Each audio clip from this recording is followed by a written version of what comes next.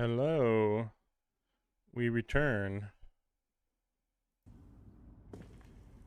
So I guess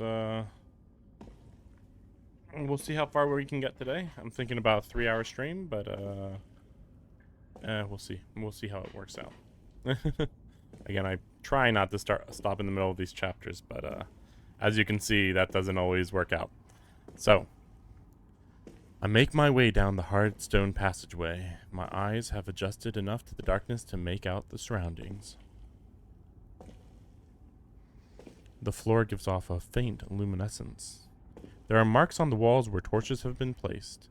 Whatever inhabits this place must light these corridors up after nightfall, although that isn't a particularly comforting thought. The passage goes on and on. While it looks straight at first glance, it actually curves gently to one side. Side passages branch off periodically between the cells. They all look identical, confusing my sense of direction. Also, how does this get explained at all ever in any of the lore that we are in the basement of like a shopping mall? Even if this is repurposed, why does this sound like a dungeon or like maybe the sewers? Though probably not even sewers, honestly. It's more like a catacomb, but that doesn't even make sense either, I would say. So that's pretty weird. They all look identical, confusing my sense of direction. My only reliable guide is the shallow incline of the floor. As long as I keep heading downwards, I know I'm making progress? Dude, you're underground. You don't want to head downward. What the heck?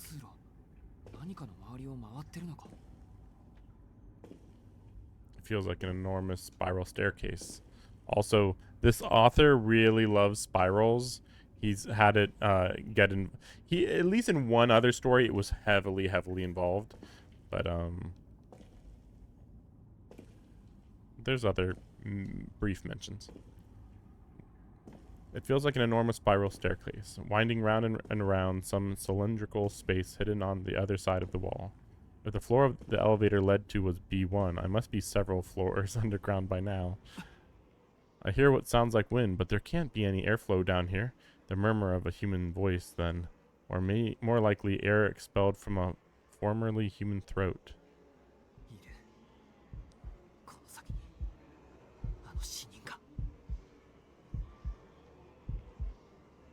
I swallow hard. I take my knife out of my pocket with one hand, keeping the other on my glasses. There's nowhere to run. There's nowhere to run. There's nowhere to run. Over and over, I tell myself the same thing. I know now how dangerous it is to face a vampire in open combat. Not really. I mean, yeah, but like this is not vampire combat here. If anything, this is just like his hideaway. Like the vampire might not even be here, you know? But I have to press on anyway. I prepared to spur my petrified legs into motion when...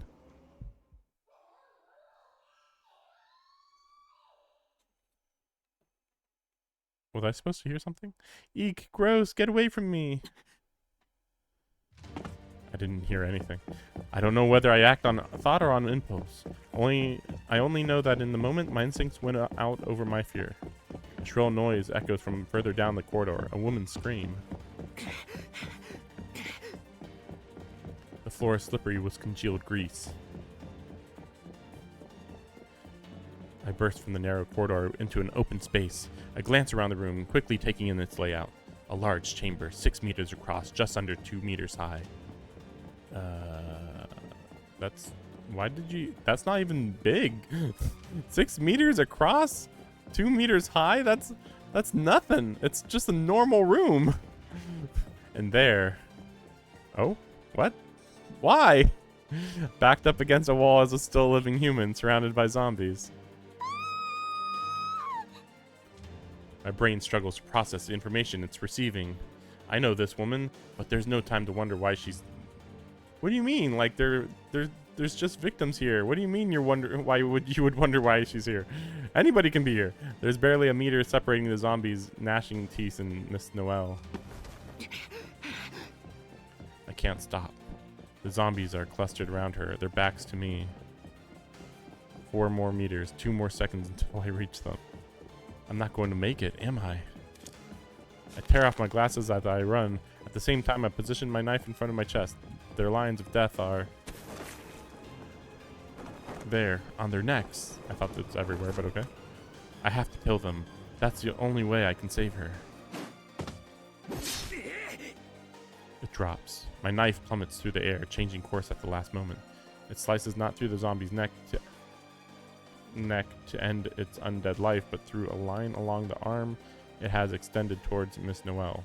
This is not a conscious decision. This is the reason of the human known as Shiki Tono taking command even after his thoughts have given out.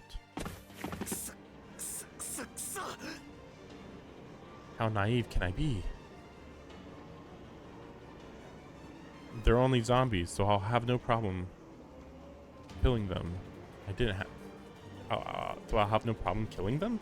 I didn't have the first idea what I was talking about. Living undead? It doesn't make a difference. Really? Okay. I'd still be killing something that looks human. That looks like me. Okay. I never realized that notion would disgust me so deeply, so viscerally, to the point that my knife would falter.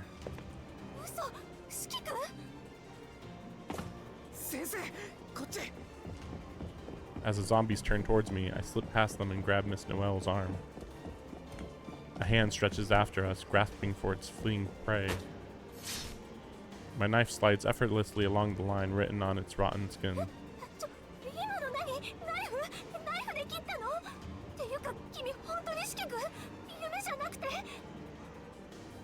I mean, she's got to be acting, right?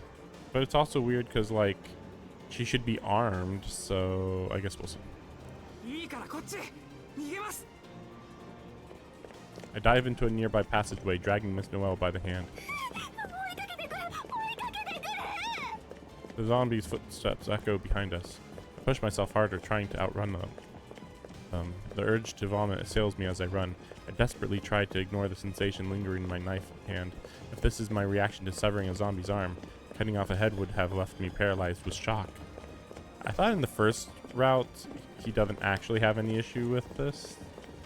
Or not that big of an issue with it. With killing. I thought.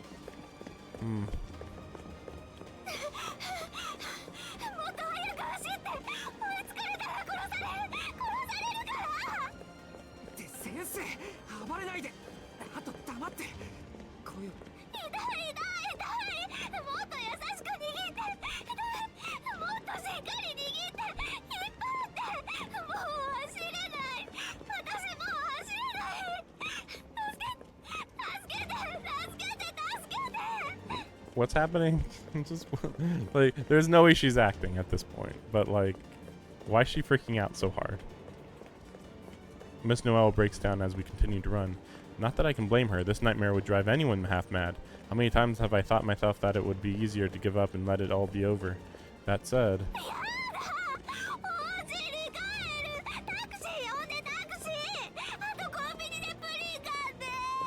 if this is supposed to be like comedic relief or something, you'd think an adult could do a better job of keeping it together.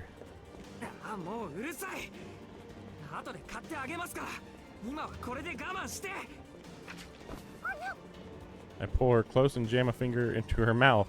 I have to stop her from speaking somehow, and covering her mouth would make it hard for her to breathe. So sticking fingers in her mouth is fine? What? Naturally, she bites down hard. Her teeth stab into my finger near the first joint.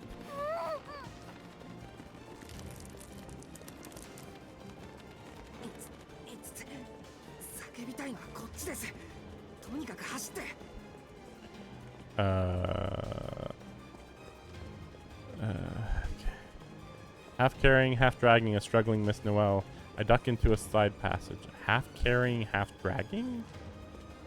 I cannot understand what is happening. That's so weird. It's like half carrying, half dragging, and with some fingers in her mouth. Like what? I watch and wait, holding my breath. The footsteps pursuing us have died away. While these zombies can keep pace with a human, they aren't always so agile. They're fairly sluggish most of the time. They only speed up when they sense prey, and their detection range seems small. I'd give it 10 meters at most. That's really, really short. As to whether they rely on sight, hearing, or something else, they're the only ones who know, and they don't seem inclined to share. もういいよ先生。ごめんな、乱暴だった。とりあえず落ち着いて。あいつらもういないみたいだから。I remove my hand from Miss Noel's mouth and look around. I want nothing more than to find a corner to hide in myself, but I stay calm to reassure her. いない。安全なのここ。とりあえずはです。ここにいる限り安全はないと思います。俺も落とされたばっかりでわけがわからないけど。ってそうだ。先生はどうして？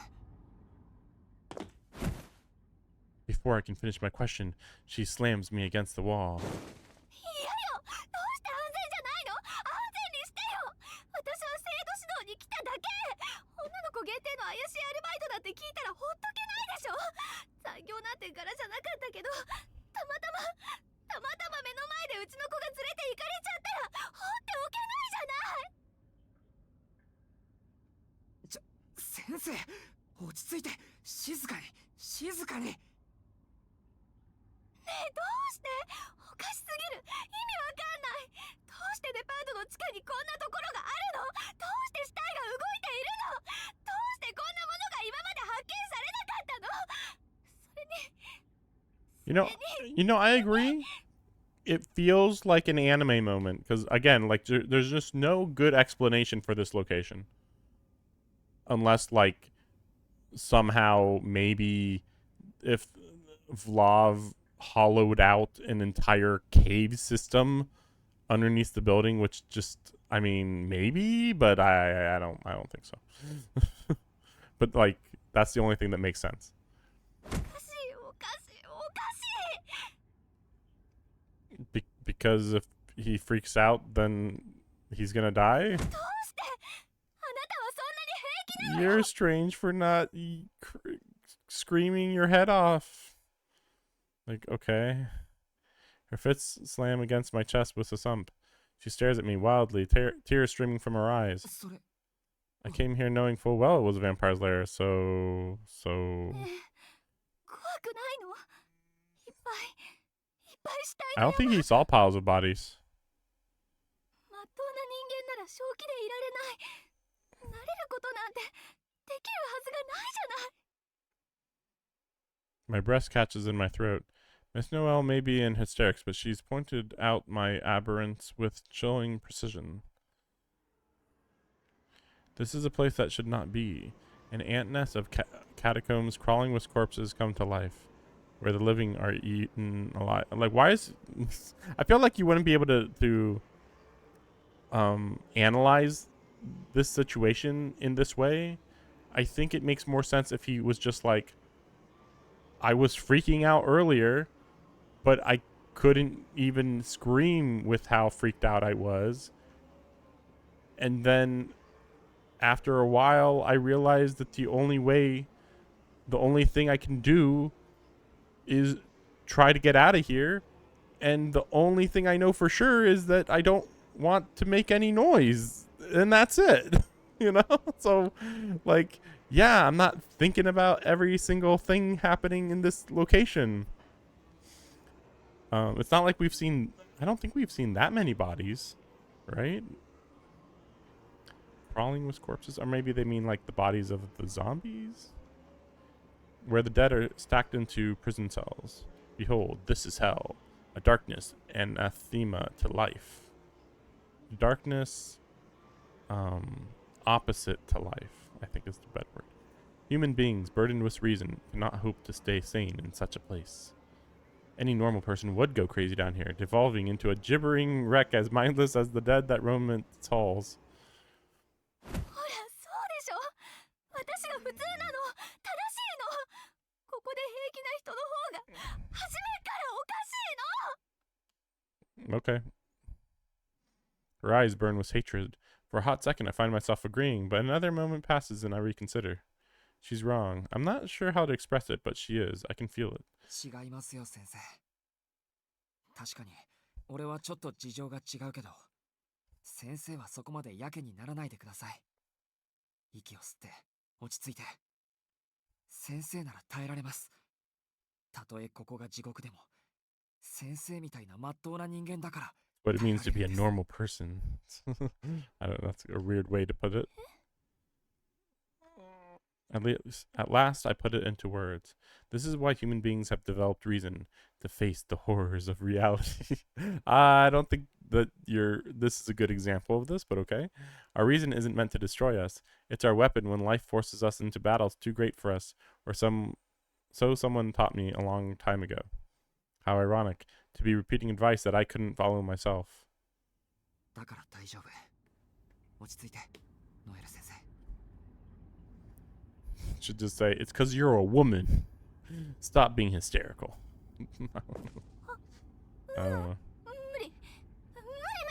It won't? 私たちここで殺されるの。さっきはたまたま助かったけど、同じように殺されちゃう。 She continues to protest, but the hate has left her tear-filled eyes. Although she hasn't realized it herself yet, she's beginning to calm down. じゃあそのたまたまを続けましょう。今は俺と先生2人もいるんです。助け合えばなんとか。でも1人も2人も変わらないってば。だって私さっきまで2人だったんだから。She trying to say she was here with someone else? Yeah, she already said that ちょっと earlier. 待って。すみません、聞き忘れてました。そもそも先生はどうやってここに落とされたんですか？それはうちの制服の女の子がニット帽子の2人組と話してて、デパートに入っていって立ち入り禁止の札を無視して8階に上がっていったから、 Threw us 何して into るのっ that て呼び elevator? 止めたらエレベーターに入れられて。 Okay, and then what? Her story is almost the same as mine. The two men we encountered must be the vampire's henchmen scouting out innocent people to send to their deaths. それでおかしな広間に連れて行かれて、一緒にいた女の子がおとりになって私を逃がしてくれたの。 And you believed her? Also, they took us into this huge chamber. Like, wait, what do you mean? Because we were just brought down an elevator, and then the elevator stopped suddenly and we were pushed down. But this is, they took us into a huge chamber, and then this girl was going to distract them, and like, what? そうだった。自分が捕まるから先生は逃げて助けを呼んでって。四季君どうしよう。 I assume we're talking さっ about... きまで怖くてあの子のことを忘れてた。 I assume that she's like changing some of the information about the scene, and it's just her and Ciel actually trying to investigate this location. Though it's still weird. I mean, I understand they wouldn't be able to bring weapons, but I don't know. You know, like they should have still been able to overpower those guys, so it's a little weird. もう一人いたんですね。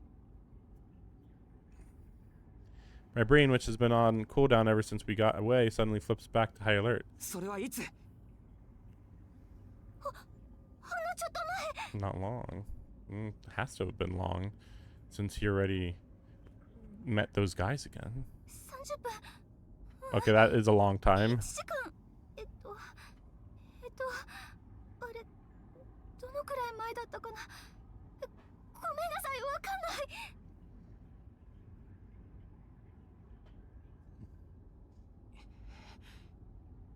I rack my brain for all I'm worth.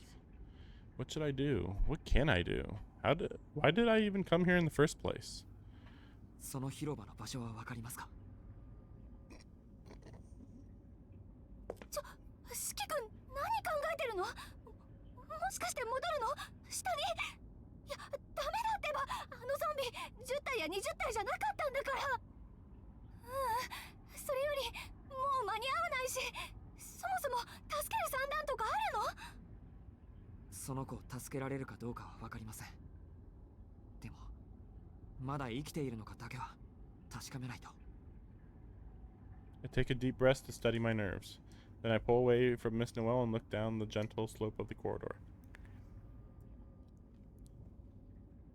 Down there, she said. Though there's a good chance that the chamber I'm looking for lies at the bottom of this passage. 行くの？私は行かない。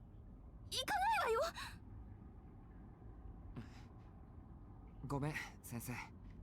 できればここで待っていてください。一緒に来るよりは危険は少ないです。無責任。それ無責任よね。男の子なんだから私を守ってくれるんじゃないの？ Man, I can't wait for the explanation for what's going on here. っていうか、私を助けに来てくれたんじゃないの？すみません。それがそうじゃないんです。これ使ってください。I hand her my knife for protection. Truthfully, I doubt anyone but me could fend off a zombie with its modest blade, but it might give her some peace of mind. What? ナイフ？これただのナイフ？でも四季君はどうするの？他に武器あるの？ Yeah, he can actually use it. That's really weird. なんとか見繕います。しばらく待っても戻ってこなかったら先生だけで逃げてください。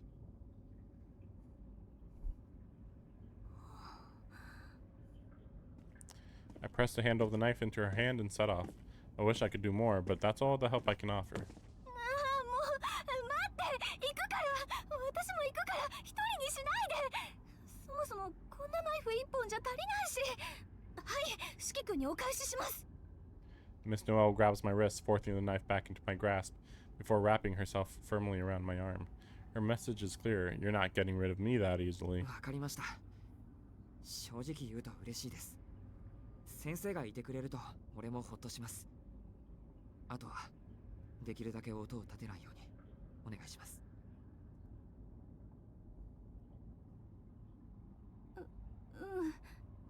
立てない。任せて。ちゃんとついていくから。 I squeeze Miss Noel's hand tightly. Now that I've gotten her involved, the least I can do is assuage her fears. いいけど、四季君勇気あるのね。ないです、全然。やばそうだったら逃げます。 Wow, he barely talked there. じゃあ行きます。足元気をつけて。 Getting thrown off by this. We proceed down the passage quickly but quietly. Part of me wants to sprint as fast as I can, but that would only alert the zombies. Holding our breaths, we descend into deeper darkness.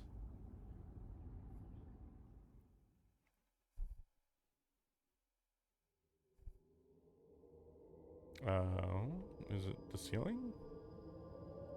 Like a well or something? This is a weird room. Okay, there's Ciel. Okay. What I see before me almost defies belief. Yeah, it's a weird room. 40 meters tall, hollow beneath the earth. Floor carefully polished to a mirror sheen. A dome ceiling held aloft by a ring of pillars. Gray sunlight filters through an opening in the center of the roof, like Jacob's ladder descending through the clouds. Okay, whatever. Just the author. Sometimes he's like, you know what? I'm going to use a Bible reference. And it's like, most people haven't actually read the Bible. So, like, that just feels pretty random. But okay. To be fair, in this case, these are members of the church. So, and directly below, bathed in its sullen glow, is a bed of cold stone. A young girl lies motionless atop it. Surrounding her are countless zombies. A quick count suggests there are at least 30 gathered in the chamber. They shuffle to and fro around the bier. None of them appear to be getting too close to it. It must have some special significance to them. 生贄。あれ、生贄なの？ Neither of us dare enter the chamber. We stay hidden in the safety of the passageway, watching. The zombies are too preoccupied with the altar to notice us. The situation is a far cry from anything I was expecting, but at least that's one thing I can be grateful for. あそこまで60メートル近くあるな。 The girl is too far away for me to make out her face, but I can tell she's alive. For one thing, there aren't any bloodstains on her uniform. She seems to have been laid unharmed upon the buyer. I'm gonna stop using the word buyer and use the word slab. Slab is a better word. If I had to guess, I'd say a feast is coming and she's the main dish. ここまでね。あんなのどうやっても助けられない。戻りましょう、四季君。ここで逃げても誰も文句は言わないわ。I hear Miss Noel's voice come timidly from behind me. I grit my teeth as the inescapable reality of the situation. Every word of what Miss Noel is saying is correct. If I keep to the wall and stay out of the zombie's range, could I save her? But even if I get there, what then? Do I pick her up and run all the way back here? That's practically impossible. I'm not superhuman. I need to be realistic about what I can manage. Never mind the fact that I can slice something 17 times precisely in less than a second. But you know, I'm not superhuman, right? Right? But that was a unique situation, I'm sure. Would that really be impossible? I have a weapon. I can fight back. Is running away really all I'm capable of? What I'm trying to do is practically impossible, yes. But there's daylight between practically impossible and impossible. And even the slightest chance to save her life is still a chance. ちょっと、四季君。先生は通路の方に隠れて、柱に隠れながらできるだけ近寄ります。やめなさいってば。真っ青な顔で震えながら何言っちゃってるの？ As I stare at the center of the chamber, I bury the hesitation I still feel. Wait a second.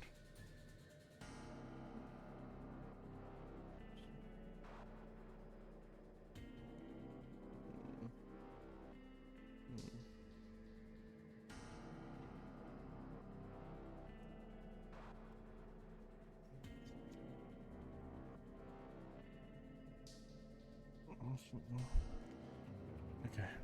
I didn't come here to risk my life saving this girl, or anyone at all. I came to this place to kill its vampire master and end his reign of terror.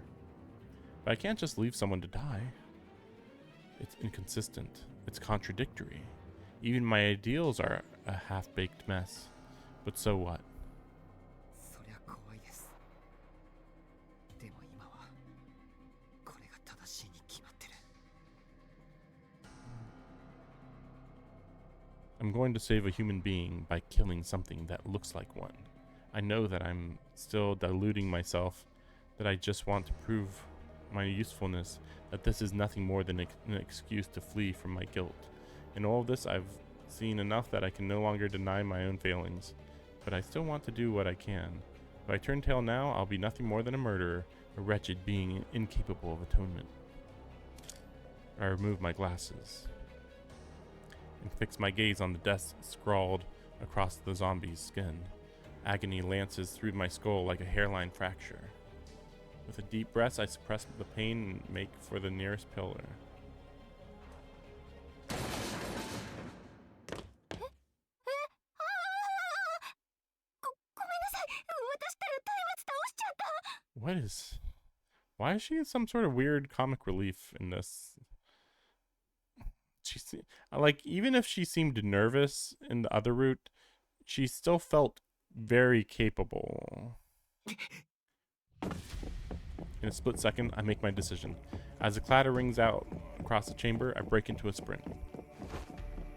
I have to take out my immediate obstacles before the zombies turn around and discover the source of the noise, and us. I have no other choice. Using the pillars as cover won't work anymore, for some reason. Now that they know we're here, my best chance is to make a beeline for the altar. I would think you should actually try to kill them all before they actually really notice you. I feel like you kill like 10 without them quite noticing you, but maybe I'm wrong.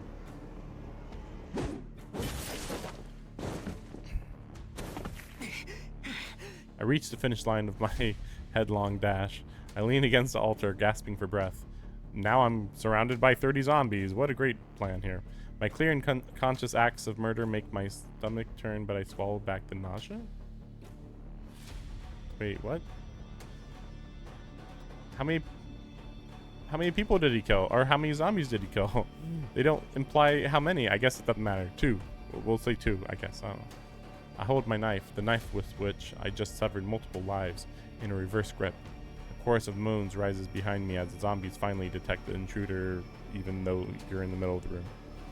In the middle of light. There's no time to look back.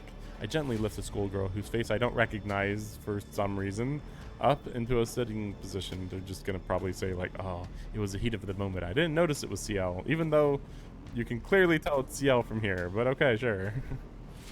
I don't like the idea of slapping her, but if I can't wake her up, somehow neither of us are getting out of. 起きてます。私。はい。 A surprised yelp escapes from my mouse. Apparently this girl has been conscious the whole time. Oh, okay, it's not Ciel? 大丈夫か。 Man, it really looked like Ciel. I think this is just a generic girl character. So it's not even the other girl then. I forget her name. Man, it really looks like Ciel though. I guess the blue light. I guess maybe this is supposed to be a bait and switch type of thing. I don't know. Now I'm even more confused about what this whole situation even is. But okay. 大丈夫ですけど。なんで来ちゃったんですか。 Her voice falters as she looks up at me with uncertain eyes. There's no time for explanations. 立てるか。こっち。 Take her hand and help her to her feet. Good, it looks like she can walk. The only problem now is the zombies are literally rushing at us right now. For now, they seem content to watch us, keeping their distance from the altar. Oh yeah, that's right. But how long will that last? We can't stay here forever. I have to create an opening big enough for the both of us. And the only way to do that is to take the initiative. もう予定とは違う展開だけど仕方ないわね。 Uh-huh. Wait, then why did she do everything that she did then? Or is it gonna still be like, well, actually, I did do a lot of mistakes, actually. Yeah, this was the plan, but also me dropping that torch was an accident, like a legit accident. So she did have 私も我 this? 慢の限界よ。 And I've just about had it with these creeps. A sickening thud echoes across the chamber. The body sails skyward like a carelessly thrown garbage bag. I briefly register it as one of the zombies by the entrance. ノエル先生。 Before the sight of the woman I thought was my teacher steals my attention. おとなしく潜入捜査やってれば調子に乗ってくれちゃって。 Then if this is supposed to be a recon mission, then why was there an innocent person in danger here? Like what?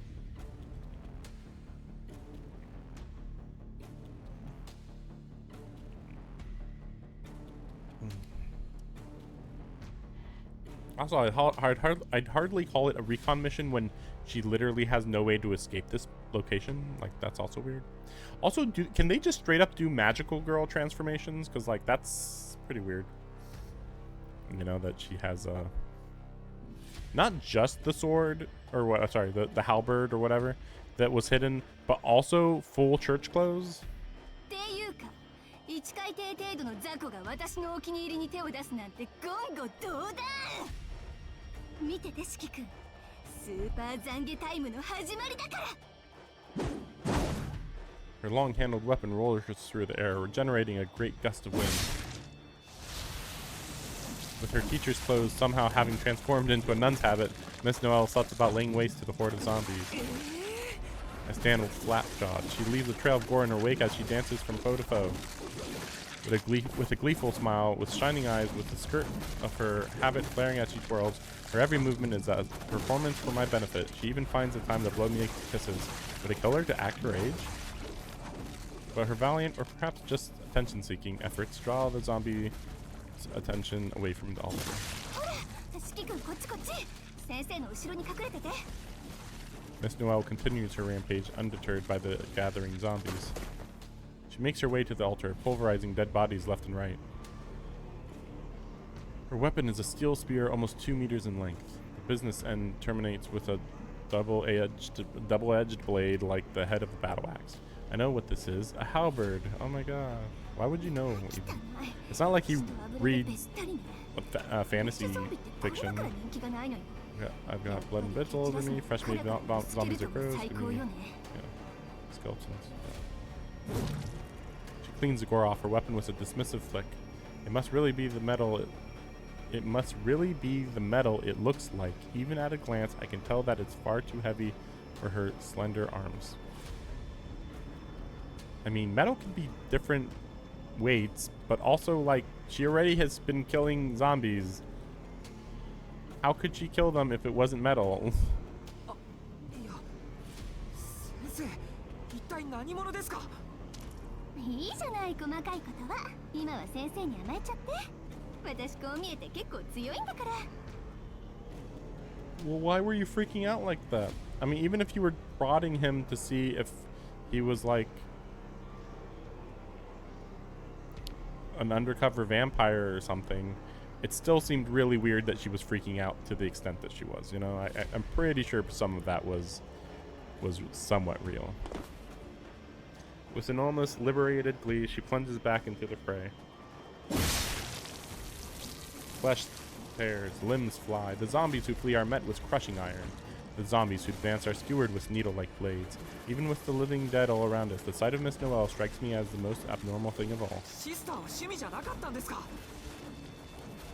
趣味でやってるのは先生の方なの I mean, logically, yeah, considering that she's a substitute teacher, but okay. いいからそこにいてサクッとお掃除を済ませちゃうわ I yell after her, but to no avail. Deaf to the world, she dives into a larger group of zombies, slaughtering any and all that come within reach.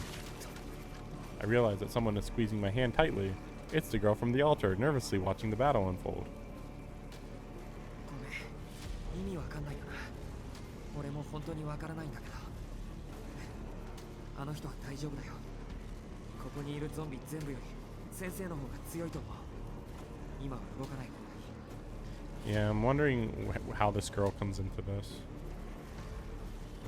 Like, is she hypnotized, or is she also a vampire? I don't know. I let go of her hand. There's no telling what we might stumble into if we ran away. Better to stay here by the altar and wait for Miss Noelle to finish her extermination. A chill runs up my spine. It's cold. I'm not just imagining it. I can actually feel the temperature plummeting. There's no way it's gonna be Vlav, is it?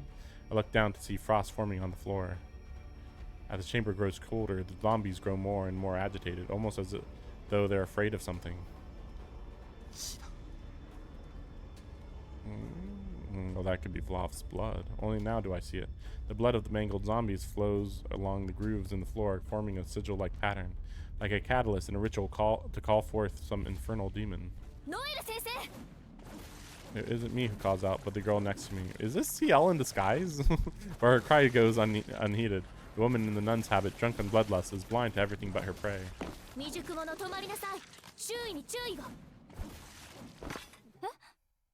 Finally, she notices, just in time for her and the zombies she was pursuing. They're being engulfed in the great ball of flame that bursts out of the passageway. Is she gonna be dead? Well, this looks like she's dead to me. I will be impressed if she lives. It happens in an instant. A wall of blue fire blasts through her like a freight train. It's the same blue glow as I saw at the hotel that consumed nothing but human flesh. But just as it's about to swallow her, I mean, you can clearly see it swallowed her, but okay. I would be surprised if she died like that. But, you know. It transforms into a crimson hand and drags her back towards the passageway it came from. I guess we'll see. There in the doorway stands a vampire. Like, why was she being so overconfident? It's so weird. She's such a confusing character. She's simultaneously capable and just, I guess unprofessional might be the issue, I guess. Vlav, the fiend who torched the hotel and drank the blood of its patrons. Once more, he clutches a helpless woman to his breast.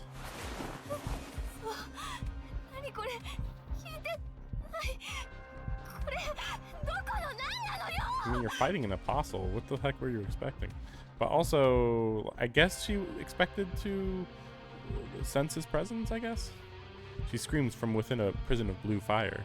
The zombies around her have been reduced to ash, but she is unscathed for some reason. There's no mystery as to why. If her flesh burns, her warm blood will evaporate with it. I mean, does he need blood that much? He can kill as many people as he wants. I feel like this would actually open him up to being open to an attack, but I guess we'll see. No, this can't be real. やめてやめて See, this is what I mean. So the way she was acting before was really realistic for her. That's why I'm confused. It's like she is simultaneously very assured of her strengths and some weird type of scaredy cat. And, I don't know. It's weird because it's like, this can't be real. What do you mean? You're fighting one of the strongest vampires in the entire world. You're saying, oh, it was just a scouting mission, but like, there's no reason why Vlad couldn't be here. I mean, and it's nighttime. Not that it would matter too much. I don't know. Her screams fill the chamber. The inviting skin of her nape peeks through a tear in her habit. All I can do is watch as the vampire's fangs close over it from behind. All you can do? I mean, I think you could have done something, but okay. My sense is sharpened. Time freezes. I won't make it. I can't. They're too far away. Anyone, even the girl beside me, couldn't see that. It's a simple fact. Running to save her won't accomplish anything. By the time I get there, it'll all be over. I can't believe I'm saying this, but I tried to save Noelle. What would the other option even do? That's so weird. I can't just stand by and watch. The thought of a woman falling prey to a vampire galvanizes me. Although the reason is loss of time, that particular sight fills me with fury. My legs reflexively break into a sprint. Breathing becomes a secondary concern. Someone's fingers snatch at me, trying to hold me back, but they're too late. Before a single conscious thought enters my head, I'm running. But they're so far away, and my legs are so slow. The vampire's mouth splits apart like a carnivorous plant. From collarbone to nape, he clamps down on her like an enormous leech.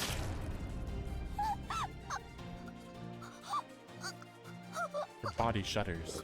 A sucking noise fills the air, lifeblood being drained. The slurping of the vampire's vulgar feast echoes through my brain. My mind shatters. This will be the second time. How dare you? How dare you? How dare you? I'll wipe you from the face of the earth, you walking corpse. Before I know it, I'm close enough to touch them. Blob doesn't even register my presence. A single lowly human is far beneath his notice. Well, you can probably slice his head off. He is focused solely on the woman in his arms, on slaking his thirst. But really, just the arm? Perfect. I take his left arm. It's not his life, but it'll do. You could totally take his life very easily right now, but okay. His neck is too far, and the woman in his clutches blocks me from his heart. So I sever the arm holding her upright instead. I mean, you could probably circle around, but okay. She and the dead limb fall to the ground as one. Out of the corner of my eye, I see that she's still breathing. My impossible cut rekindles the vampire's awareness of the world around him. His remaining arm reaches to the side and swings down towards me. His reflexes are incredibly quick. But I can literally move super quick in less than a second. But anyway, I cannot get over that whole situation of how fast he can move. But his attack is too crude, a merely human movement. He'll never catch me like that. I drop low, maintaining my momentum. His claws rake my hair as they pass overhead. It's too far to his neck. Not much closer to his chest, but there's nothing to stop me from plunging my knife into the line along his right flank. Nani? A spray of crimson, blood that is not his own. Blood that is not my own. It doesn't bisect him as I'd hoped, but it's a clean cut. Where my knife has passed, his flesh is truly dead. Barring some means of true resurrection, this wound will never heal. That's true. This is a really big deal. Like, it's a lot easier to kill him at this point. He didn't have his guard down like this before. I can finish this. I dart around him, repositioning behind his back. He still doesn't understand exactly what I've done to him. My eyes can kill him, truly kill him, right here and now. A cold elation grips me. The chill rising in my legs sends shivers through my body. The screaming of my ankles tells me I'm alive. I mean, he could probably freeze everything around him right now, but apparently I think that Shiki's letting his guard down. This next moment will decide everything. Now's the time to... I mean, you gotta finish it. I mean, I don't care if I die. I'm gonna finish it. Time to finish this. I'm ahead of him by the slightest margin, this span of a single breath. I mean, that's a lot. That's such a tiny amount of time. I'm ahead of him by a single breath. Like, okay. But that's all I need. One step closer, and I'll slice through the line across his chest. Immortality is a fool's solution. Okay. Totally not overconfident right now. Nothing alive, no matter how powerful, can escape Death's embrace. It's also worth noting, so this is exactly what I was expecting, but the funny part is that I was thinking, well, if I jump back, he can freeze you still. He can freeze you really far away from his body, and you're in this room that's really quite small compared to how far away he can freeze you. But my knife never connects. As my final step lands, all warmth drains from my body. My circulation stalls, my muscles freeze. I mean, does he freeze you solid though? My breathless gasps tear my throat and mouth apart. It's really stupid that he said that though, because he's actually dead already, just from those 2 blows. Like the amount of blood he'd need to regenerate to such an extent is beyond him. He's not a true ancestor. The vampire says something, but I can't make it out. I've lost my hearing along with all feeling in my limbs. Only my eyes are still unharmed and functioning. I glare at him with pure hatred. Why would his eyes even work? I feel like the eyes would be the first thing to freeze solid. But the lines have faded from his skin. The fingers of my knife hand fall to the ground in pieces. Why? Crack. The sound of shattering glass echoes through my body. I hear it not through my eardrums, but in my very bones. So why do you crumble to pieces?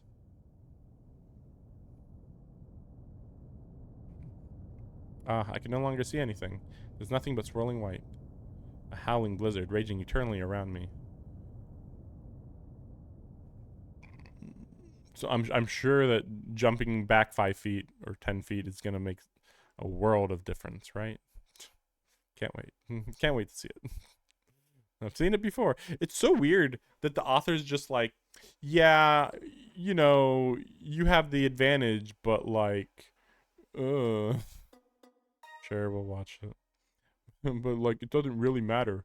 He's an experienced vampire. He can react faster than you. And it's like, why did he even reach for his arm if he could have frozen me? Like, shouldn't the first thing he'd do is freeze everything around him? I feel like that's like the easiest first thing that you do. Wait a second. I just noticed something.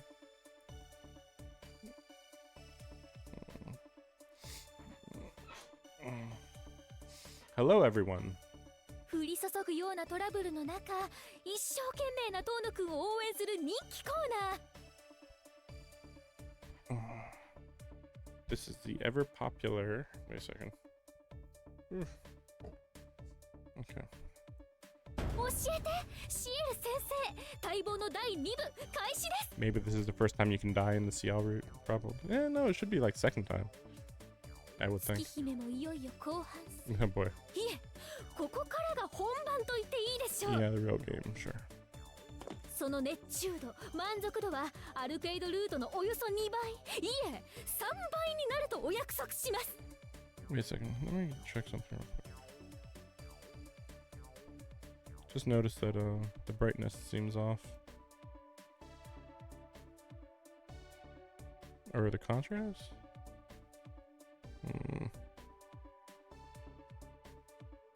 Or saturation? Like, it should be darker blue. That makes more sense. Ooh, whoa. That makes way more sense, in fact.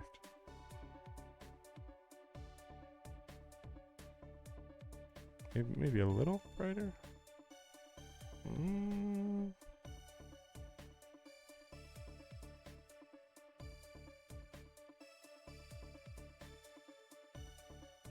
Or, yeah, I can barely tell the difference in saturation.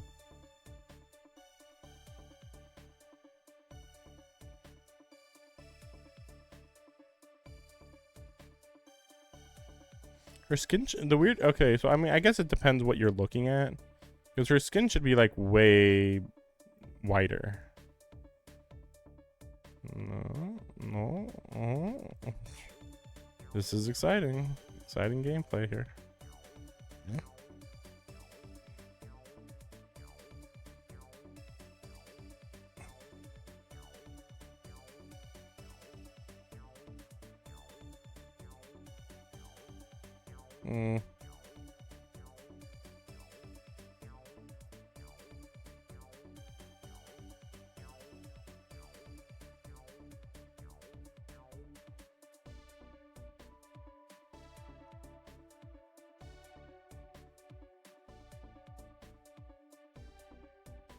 That's kind of weird. I guess we'll see if that's good. I guess. It doesn't quite seem right, but I think it's better at least. At the very least.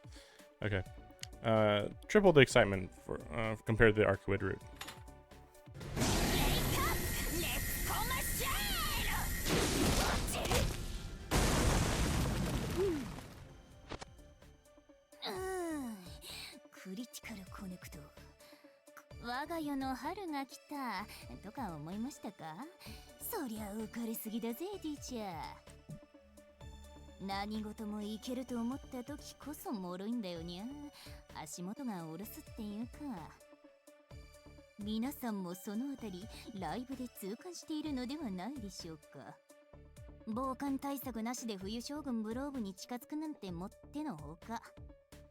I mean, you cut off his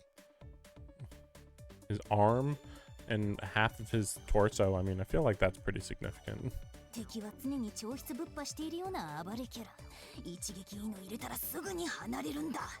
See, it's really stupid that they say that, because the way that we beat him was not by keeping away from him. The way we beat him was by just going straight at him and swiping at him as fast as possible, basically. I'm pretty sure if I go back and look at the at that fight, I mean, yeah, mostly like, yeah, you just like first. Let me think. First, Shiki was thrown, and then I think a rock was a giant rock was thrown at Vlav then, and then Vlav had to block the rock, but then Shiki kind of was still coming, and so he sliced Vlav up a whole bunch, and then maybe Vlav used fire or something like that. I don't know, something like that. I don't know, but I still no. I thought we still killed Vlav right there though. I don't know. It's just really weird. I just noticed that the coloring on this is off. Saturation. I think it's saturation. Yeah, it's like it's the white. The white should be whiter. This one's hard because there's not that many colors.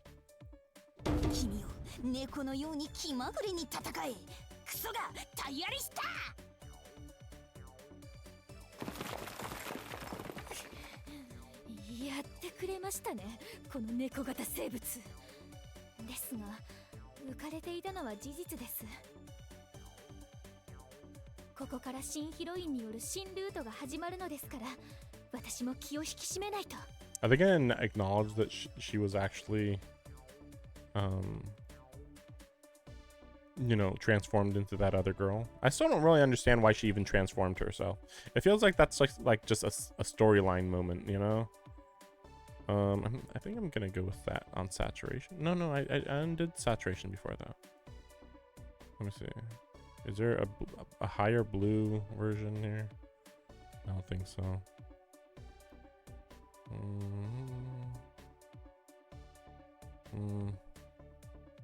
I feel like the contrast should like make the blue stronger, but it really doesn't.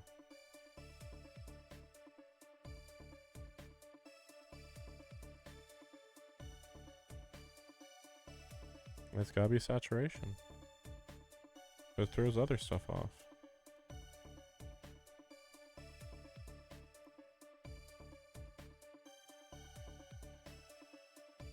That's weird. Maybe if I do that.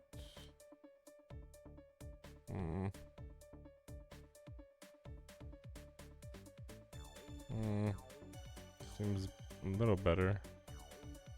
We'll see. We'll see.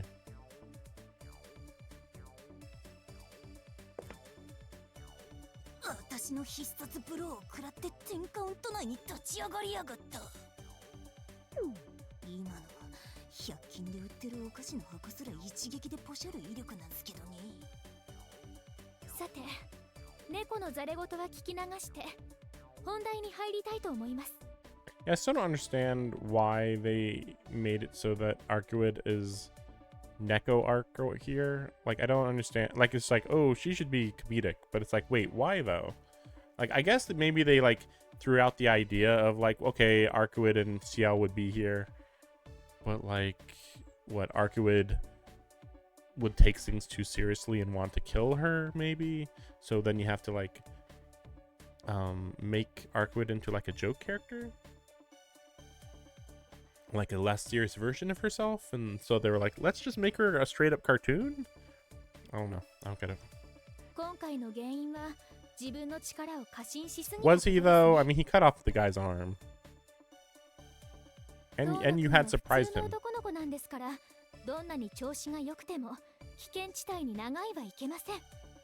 He literally needed less. I would be like to know how long he was in the danger zone, because I suspect that he was in there for like maybe 2 seconds, and even then I don't know.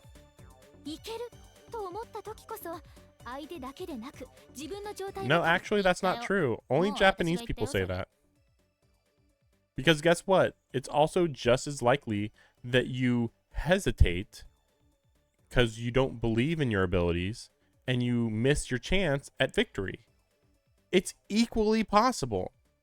But for some reason in anime, they just love to say, oh, you should be a lot more wary when you're about to finish somebody off. And it's like, not in real life.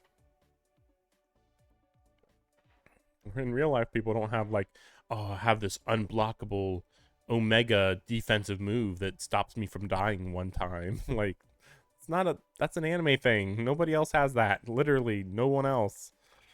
That's what I said. Exactly what I said.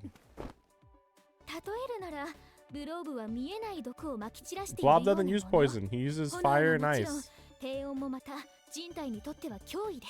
ですので、言ったよ。それももう私が言ったよ。持ち上がるよ。私の体が持ち上がるよ。そう、このように一撃入れたらぶっ飛ばして距離を取りましょう。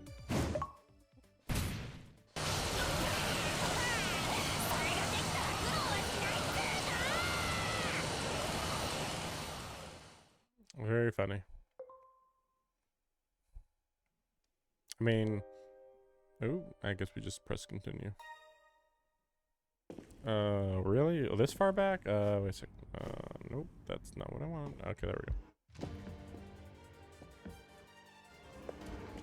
we go. So should I save her this time?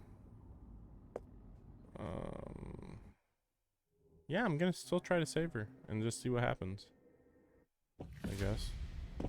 I'll look into what happens if you don't try to save her later.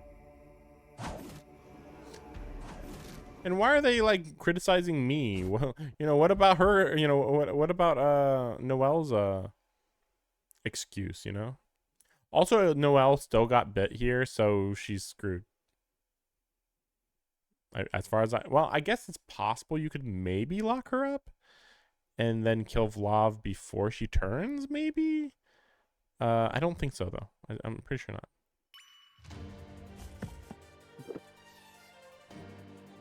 Because I think all it takes is a bite. Time to back off. I take a gasping breath, feeding my blood the oxygen it craves. I'd almost forgotten about the searing heat surrounding Vlav.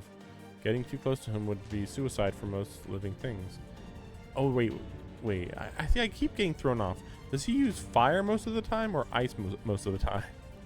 I don't quite remember. I think he uses ice most of the time, and the fire is just like a desperation thing. But it's weird because like in the hotel he only used fire, right? So I don't know. And it's funny right here. He's like, "Ooh, I better back away because you know he might get me with the fire." But like actually, he might get you with the ice. So it's like what? But it's too late. Blue flames have swallowed my foot. I can't feel anything below my ankle. Gotta get away. Anything below my ankle. I try with all my might to fling myself to the side, but it's no use. My fate was sealed the moment my ankle screamed out seconds ago. I haven't burst into flames, but whatever this is, it's crippling all my bodily functions. I raise my head to find a blood-soaked mantle before my eyes. The vampire swipes his right hand down towards my face again. I've messed up. It's the same crude strike, no faster than last, but I've gotten slower. Why? How? How'd you get slower? I can't dodge it. I can't move. Why? Why can't you move? Can't do anything. Why? He's going to grab my head and squash it like a tomato. And then, yeah. But then, a barrage of gunfire from the sidelines saved me from an unseasonable harvest. Barrage of gunfire? Okay. Bullets, or more likely rockets if I were to guess. They must be. What other kind of projectile could have propelled a blob 30 meters? 30 meters? Isn't the whole room 30 meters? What the heck? That makes literally no sense. Like, Ciel's in the middle of the room. Vlav was at like the entrance to the room, like around the outside.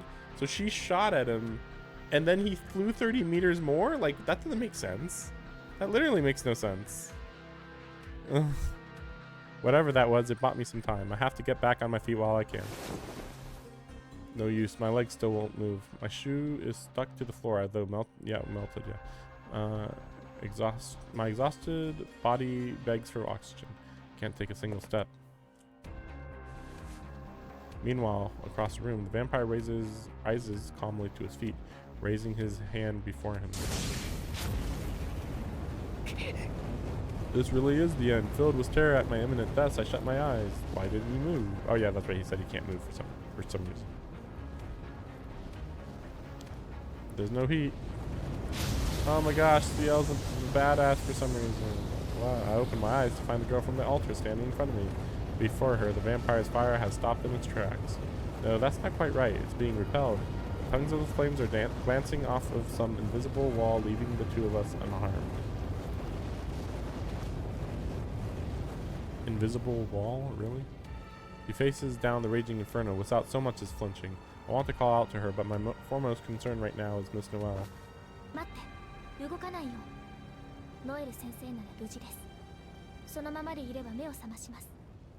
Her voice takes me by surprise. I was too preoccupied to notice before, but this time I make the connection.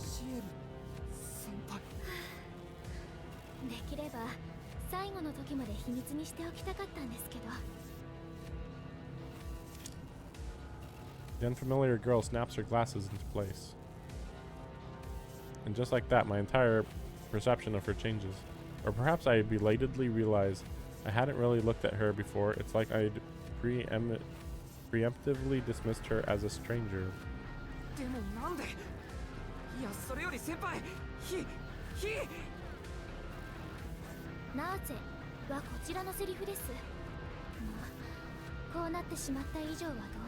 How about you take this seriously? So wait, how is it that Noelle doesn't take the situation seriously and suffers the consequences? Or yeah, Noelle. But Ciel is like, I'm such a badass. I can just block fire and just not be concerned that Vlav might use another attack on me.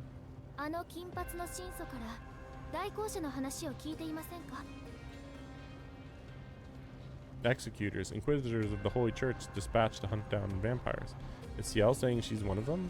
Does that mean Miss Noelle is too? Now that I think about it, Archwid did mention that they work in two-man cells, a master and disciple.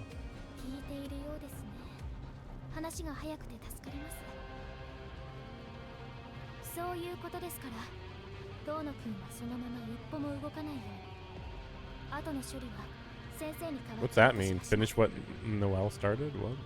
Also, I guess this is the explanation for why the game went so far into the flowchart.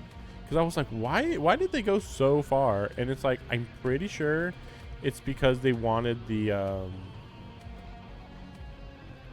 where is it? Is it here?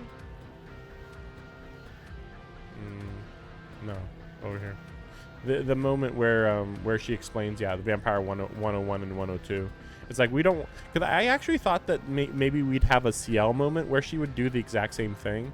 But yeah, I guess you already did it once. You don't need to have Ciel do it again, and from like a different perspective, or maybe this is just viewed as just facts, so there's no reason to have somebody explain it in a different way.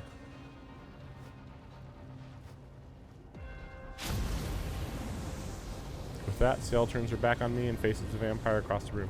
There's nothing I can say to stop her. I want to know what's really going on here with her, and I don't see how she can possibly take on this monster, because she's literally got a wall stopping fire. But the knowledge that she just saved my life roots me to the spot.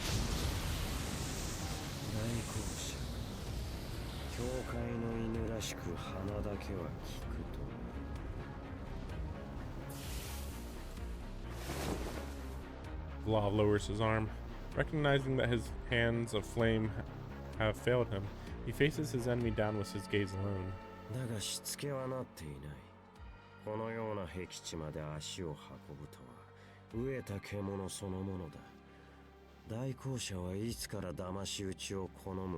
Oh really? They've never used tricks? Really?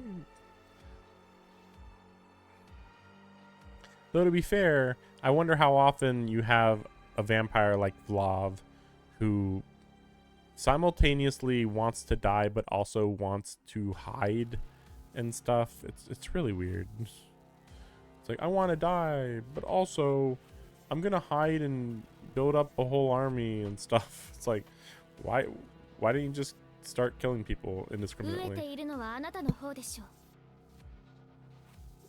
Yeah, that's right. I don't know who you are. That's weird.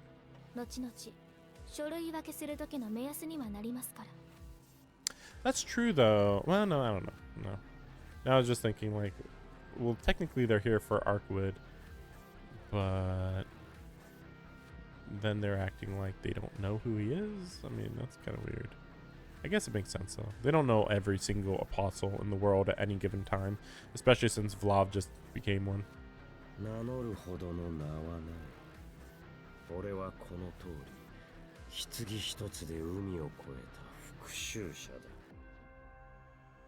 What vengeance? 先日、所属不明の輸送船が沖合で遭難した案件がありましたが、あれはあなたでしたか？それは遠路はるばるご苦労様。故郷にはもう自由になる食料もありませんか？人種すら違う異国にまで遠征とは没落の極みですね。Ciel's tone sounds indifferent, but her words bristle with barbs. Even I can tell that she's trying to get under his skin. その通りだ、大公社。元より俺の国に食い物はない。城の倉庫はとうに空だ。人間どもも1世紀前に逃げ去った。Yeah, you don't know what country he's from. 犬ですら俺の国には近寄らん。I mean, for one, if he was in Romania doesn't have that big of a population. I mean, you can say like, oh, there's a million people, but it's like, would you really want to go to the big cities though in Europe? まさに草一つない不毛の地。だが満ち足りている。このようなただれた町とはあまりに違いすぎる。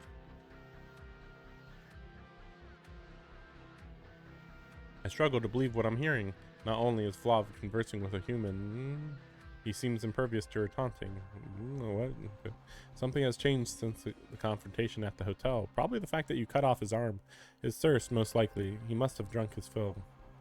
I think he's kind of screwed right now, but alright.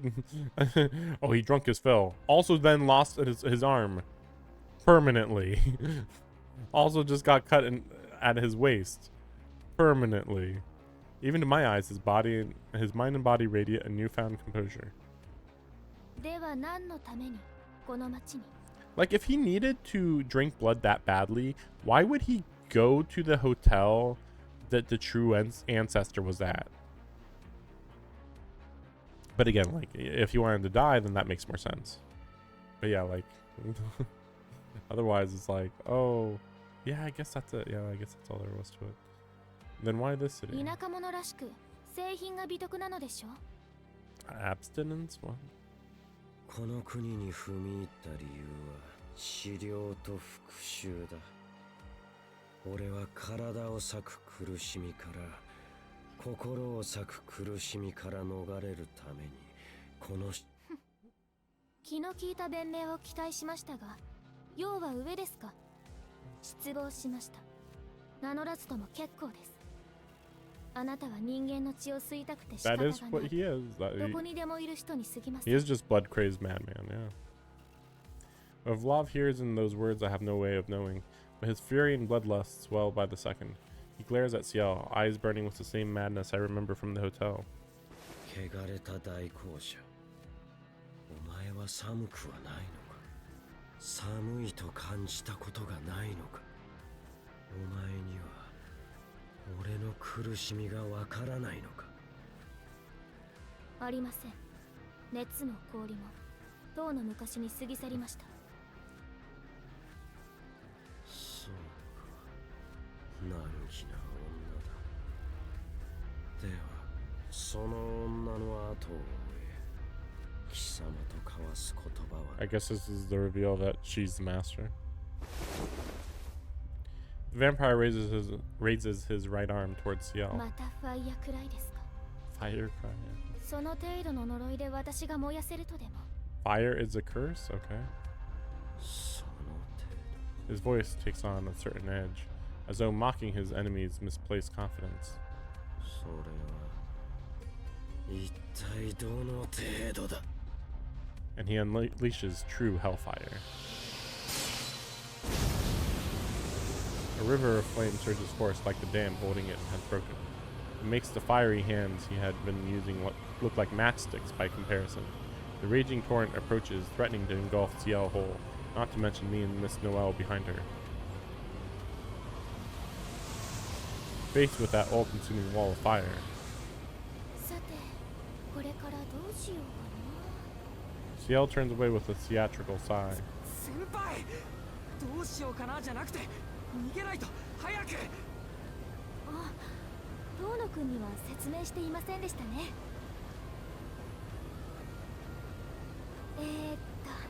ご安心のほど。魔術による発火なら私の体には通用しませんから。 What about everybody else? Also, it's really weird to say that you're just 100% immune to magic fire. Like, really? That seems weirdly powerful. She seems quite proud of this fact, and she isn't lying. Before her, well, behind her now, the river of fire parts. Okay, the flames can't touch us. I don't feel the slightest heat. いやでも先輩の体。 Miss Noelle and I are fine, but Ciel's body is taking the full brunt of the inferno.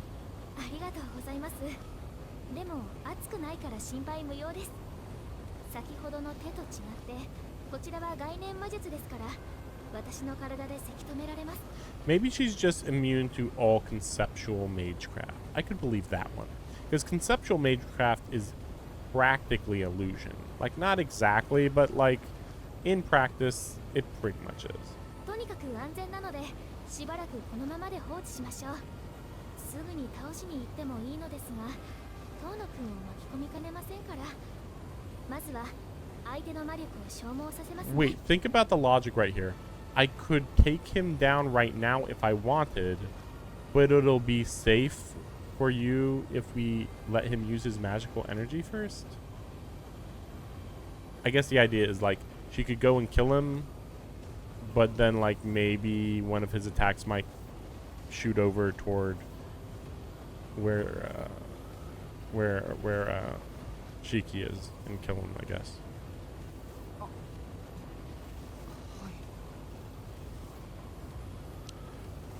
Also, is the ice conceptual?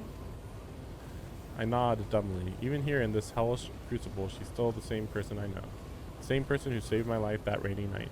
I feel equal parts relief and fear. If this battle is as normal to her as going to school in the morning, then what exactly is it that's drawn me to her? そろそろ波の魔術師には一撃で底をつく火力を2分強持続。ただの使徒とは思えない呪力ですが、それもここまででしょう。 If you こ say れ以上 so. はさすがに。 A note of unease creeps into Ciel's voice. Blob grimaces. The torrent of fire is visibly sapping his strengths.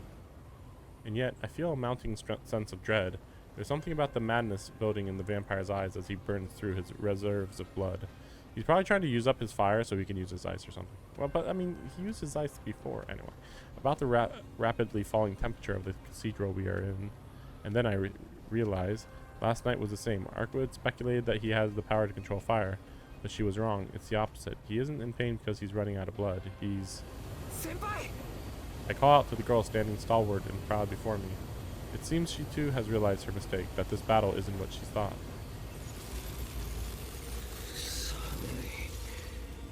The river of fire dissipates. Layers of air creak and groan against each other. Vlav clutches his chest in agony. His mouth gapes wide enough to expel all that is inside him. His suffocating paranoia blossoms into baleful form.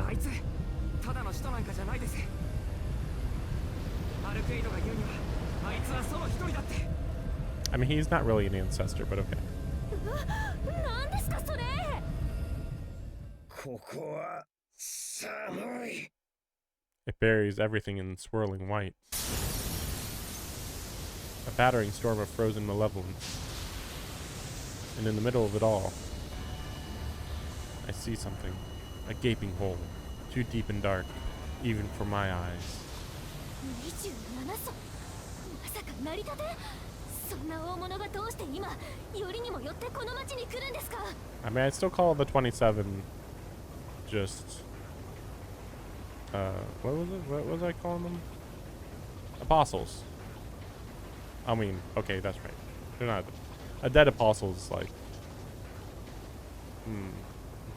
I'll have to look into it. The blizzard snatches Ciel's words away. The entire chamber is frozen over. Trying to exhaust Flav's blood reserves was a mistake. This cold is many times more dangerous than his fire ever was. Why is that, though? She badly misjudged our position. My guess is that... Well, I guess we'll see. Like, if she's fireproof, then she probably can't also be iceproof. That's at least my assumption, but yeah, who knows.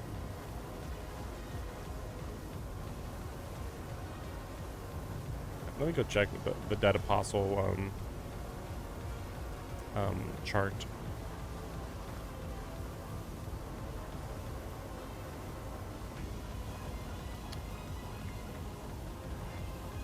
Okay, so we got Dead Apostle Inferior, Dead Apostle Superior, Successor.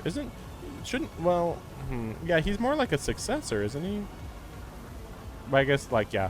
I mean, the ancestor part, okay, that's right. But he's not a true ancestor.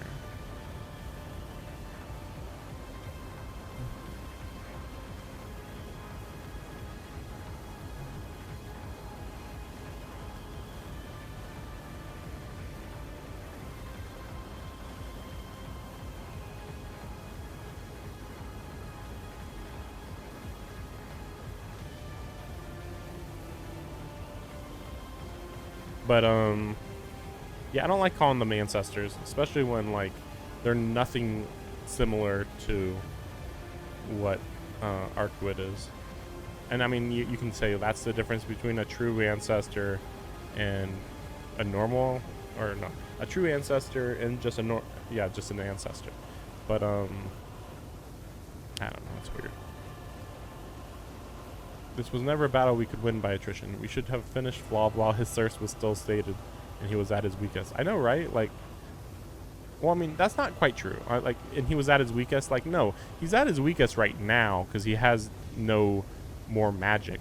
This ice is, like, can only be, well, normally can only be used when he's, like, at Des's door, basically, is my assumption. But then it's confusing because, like, then he used ice before out of nowhere. Why didn't he use fire? He used ice instead to kill me. So it's like, I don't get it. But yeah, I would not say he was at his weakest when he was full of blood. トーノ君、広間の外にここにいると1分持ちません。そりゃ逃げるけど先輩は How do we get out of here? 今の装備ではその相手がいえ、それでも日中のうちに倒しきれないと。 Wait, is the sun up right now? Because I saw the moon before. Ciel dashes through the raging blizzard. Her target, Vlav, stands as still as a statue. Perhaps preoccupied with his own pain, he doesn't even glance at her. We just might have a chance. If we can get close, if we can only get close, we can still end this. But there are still 30 meters between Vlav and us, and he's surrounded by a swarm of zombies that have managed to evade death. Shouldn't they be like frozen solid? I'm certain I can't close that distance. Even Miss Noelle would probably be hard-pressed. But with a single swing of her arm, Ciel evens the odds. A volley of 5 needle-like blades flies through the air. Once left, once right, 10 zombies skewered in a heartbeat. She dashes through their ranks even as they fall, closing on Vlav's immobile figure. We can do this.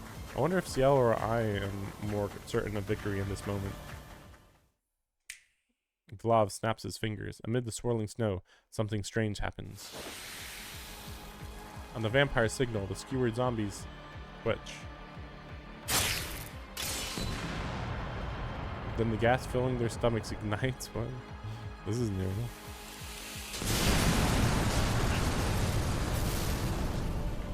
I lose sight of Ciel in the smoke and dust. With sudden horror, I realize that Vlav lacks any sense of self-preservation. That might be more dangerous than any inferno or blizzard he could summon. Here underground, the greatest threat by far is of cave-in. If those explosions destroy the pillars keeping the roof up, we'll all be buried alive. The chamber starts to crumble. No reason guides Vlav's actions. He's simply responding instinctively to an approaching threat. I've got to think carefully. This will be the last move I can make.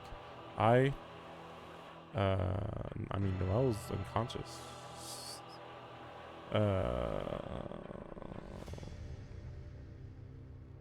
Well, Noelle's like a vampire already, you know?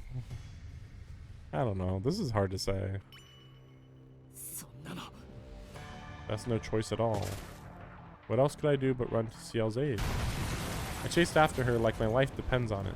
Once night falls, Vlav will regain his full power. Our only chance is to defeat him now before the sun sets. Though she knew her chances were slim, Ciel chose to face him in the hopes of preventing another massacre like at the hotel. If she's not running away, neither can I. I'm still in one piece. I have stamina left. Even my head feels fine. I may not be able to kill Vlav myself, but if I can just get close enough, I can at least help Ciel finish him off.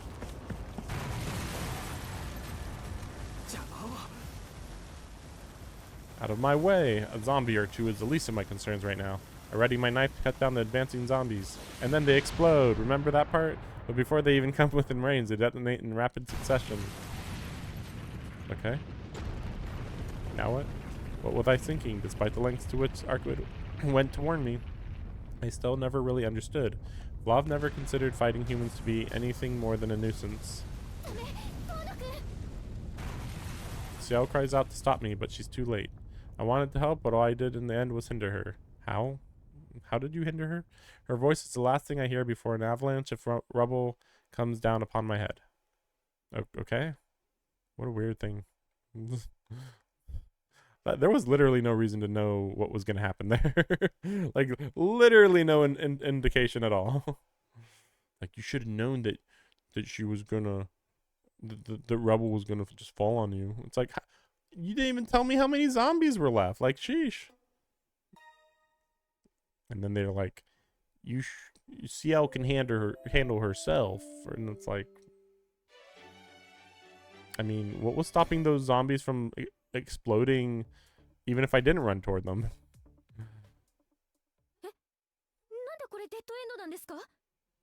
憧れの先輩を選んだんですから、ここでカップル成立、エンディングの流れでは？ CQ もしもしシエル君応答せよジエル君冷静になるんだ第13回から何も成長していないよ I don't remember the 13th dead end. だってどう見てもただのパーフェクトコミュニケーションで Perfect communication! なぜ人類は自分のことだけ棚にあげるのか壊れたクレーンかよ仕方ないにゃ今回も私がなんとかすっか窮地にいる人を助けたいという気持ちはよししかしだ災害現場ではまず自分も救助対象に過ぎないということを肝に Yeah, but he can like cut through anything. 自分の安全を第一にしながら助けられる範囲で手を伸ばす I mean, he could. I think he. Wait, huh? What a weird thing to say considering the choice was help Ciel or protect Noelle, which is like, how? Protect her how? You know? Like, because like, it's weird that Ciel said, get out of here, but it's like, get out of where? Like, we're all underground. We don't know where the exit is. Like, what are you talking about? 辛いだろうけどそれが人間の限界なんだこの際シエルは無視してよい Okay. ここはカレーの重りを我慢するくらいの決断ですぐ近くの頼りない OL を助けてあげてほしい I mean, was she really helpless though?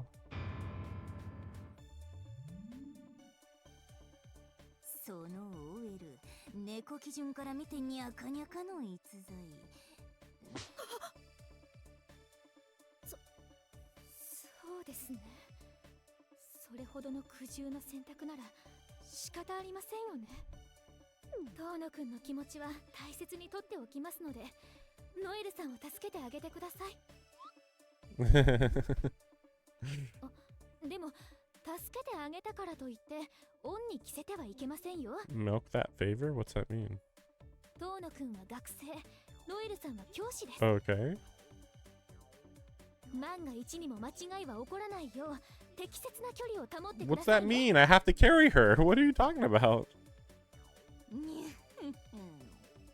参考までに聞くけどもしこれでノエルとフラグが出ちゃったらどうするの Imagine if that was a possible route.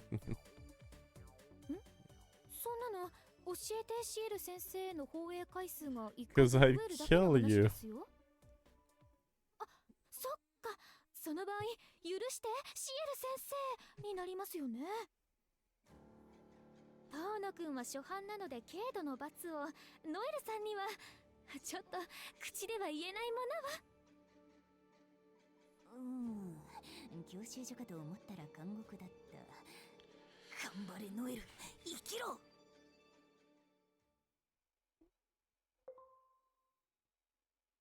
Yeah, that wasn't. Well, yeah, I mean. I mean, let's be real. Most of these are just like really straightforward. Oh my gosh, why am I this far back? Wait. What does the flowchart look like? What the heck? Why am I so far back? Look at all this. Look at all that. What do you mean? Put me like here or something. Like what? The game will rewind to this scene? What do you mean rewind?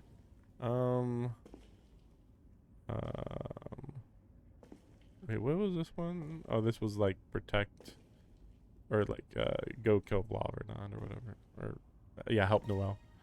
Yeah, we'll try this, I guess. Why didn't they just jump to here before? Wait, what?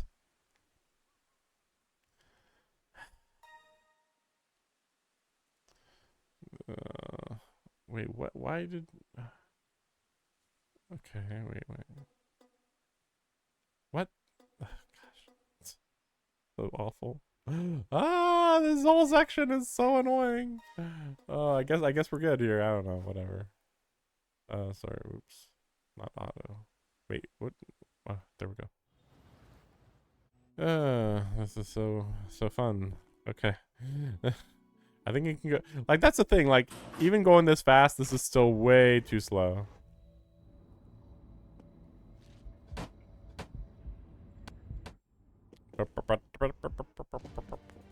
There were some options in there, though. So that's a little weird. See, why is she acting like this? Like, to some extent I understand, but like, I don't know, it still seems weird. So, was Ciel actually transformed, or was it, yeah, did he like auto-complete what she looked like, or like, why didn't they just show that it was Noelle? Like, that's the weird part. I'm still wondering about this, but yeah, I'll check later. Buy the game to find out for yourself. Back off. I gotta back off. But like, I didn't back off that far. Like, clearly, I literally just took a step or two back and that was it. And yet somehow that was enough to stop him from using ice. Like, I call bullshit on that one. Noelle time. Suppressing the urge to follow Ciel, I look back at Miss Noelle. Haven't I only just resolved to do what I can? Haven't I only just resolved to do what I can? All I'll accomplish chasing after Ciel is getting caught in those explosions. No. They already blew up. Like, as Ciel is running forward, she is igniting the explosions. There should not be any more explosions that could happen behind her. It's so weird. I crouch down and gather Miss Noelle's unconscious body in my arms. I can't leave her here. She'll be buried alive. I mean, we're all gonna be buried alive unless we kill Vlav, but okay. My breast comes in ragged bursts as I hurry towards the passageway. About 20 meters to go. I have seconds at best before the entire chamber comes crashing down. You don't know that. Based on what information? I reject the thought that I could make it if I were on my own. With Miss Noelle slumped across my shoulders, I followed Ciel's command and escaped. You just escaped to some random passageway. But in the end, I don't even have the time to regret my naivete. Naivety. I squandered my final moments on an act of futile resistance. I lower Miss Noelle to the floor and throw myself over her, shielding her body from the falling debris. I mean, you could have sliced it, but okay. An avalanche of bricks and dust descends from above, and Shiki Tono vanishes from this world without a trace. Wait, so we're just straight up not supposed to even this? Oh man, this game, man! I can't wait till I play Wait, what the fuck is this? What the fuck is this? Oh, okay. Now we're getting the Ciel opening. Okay, well, hopefully we don't get copyrighted. You know what? No, we're just gonna block music. I mean, it will get copyrighted. Look it up on your own. Yeah, I just realized it's like, you know, on Twitch, it's like maybe we won't get copyrighted, but it's like, you know what? No, on YouTube, we will get copyrighted. What am I talking about?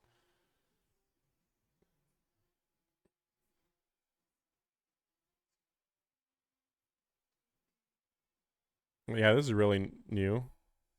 I knew it'd be new, but I think this might be the same song as the other one. But it's weird that we get both openings. You'd think it'd be one or the other, right?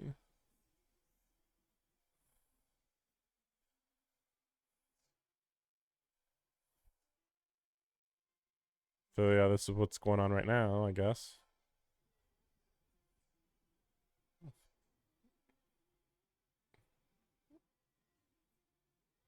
Was Ciel even transformed at this point? Yeah, that's what I was just thinking. Like, I don't think she was in her battle outfit.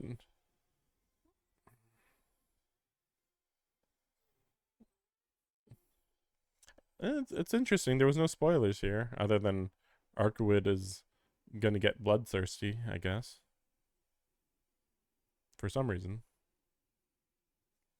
Like, you'd think that she could just, like, rest and recover. That's what at least that's what she thought. But maybe she's actually gonna be like, actually I'm way more hurt than I thought, so I'm gonna have to Icebound Ocean. So I'm gonna actually have to drink some blood. Let me see. Wasn't I already on day 5? Like, I'm a little confused. Okay, that's just like the official transition, I guess. When did it change for Arkwood? Like, what was the day change? Or maybe it never happened. I don't know. It's not like I could have went back to the Arcwood route during this whole section, you know? So that's the other weird part. I'm still alive. I awaken to suffocating pressure and stifling heat. Everything around me is dark. See, this is why I didn't understand why going to Noelle even makes sense. It's just like, oh, that's just a canon event, I guess. Or something. Wherever this is, it's extremely cramped. I'm trapped on all fours. Like I'm in the middle of a push-up. I can't move my legs. My outstretched arms are locked in place. My back aches. Between my arms from my chest to my crotch, I feel something warm and soft that sends a shiver up my spine. 気がついちゃった？ちぇ、残念。もう少しこのままでもよかったんだけどな。ノエル先生。 I hope we actually get some information about Noelle. I feel like the game just keeps making a joke out of her. ああ、起き上がろうとしちゃダメ。この微妙な、まさに神のバランスが崩れちゃう。I hear Miss Noelle's voice from beneath me. She's close. Very close. Actually, wait, just, 首に指かけないでください。あと足、先生の足が足の隙間にですね。 See, what is going on? Like, she's already been, like, very weird of a character, but, like, here, I feel like she's speedrunning to being, like, literally the worst character in the entire series. It's like, okay, we're literally on the verge of dying from being crushed, and you're, like, getting frisky with him, really? 仕方ないの。我慢して。急いで結界張ったけど、一人分の隙間しか作れなかったから。こうして先生から四季君にくっついてないと、四季君プチッと潰れちゃうわよ。それとも潰れたい？ Yeah, but so does he not have to be in the position he's in? Doesn't that mean that he could actually just, like, relax a little? At that, I finally pieced together what's happening. Also, so she was conscious, like I thought. Because that means that, like, okay, he picked her up and then she kind of woke up in the middle of him carrying her. In the moments before the chamber came crashing down, I laid Miss Noelle down and flung myself on top of her. By all rights, that should have been the end of me. If I'm still alive, it can only be because... ノエル先生が助けてくれたんですか？もちろん、教会の代行者ですもの。これぐらいのピンチは3回もくぐり抜けてるわ。She's audibly pleased with herself. An executor, that must mean her teacher persona is just a disguise. She only showed up at school 3 days ago.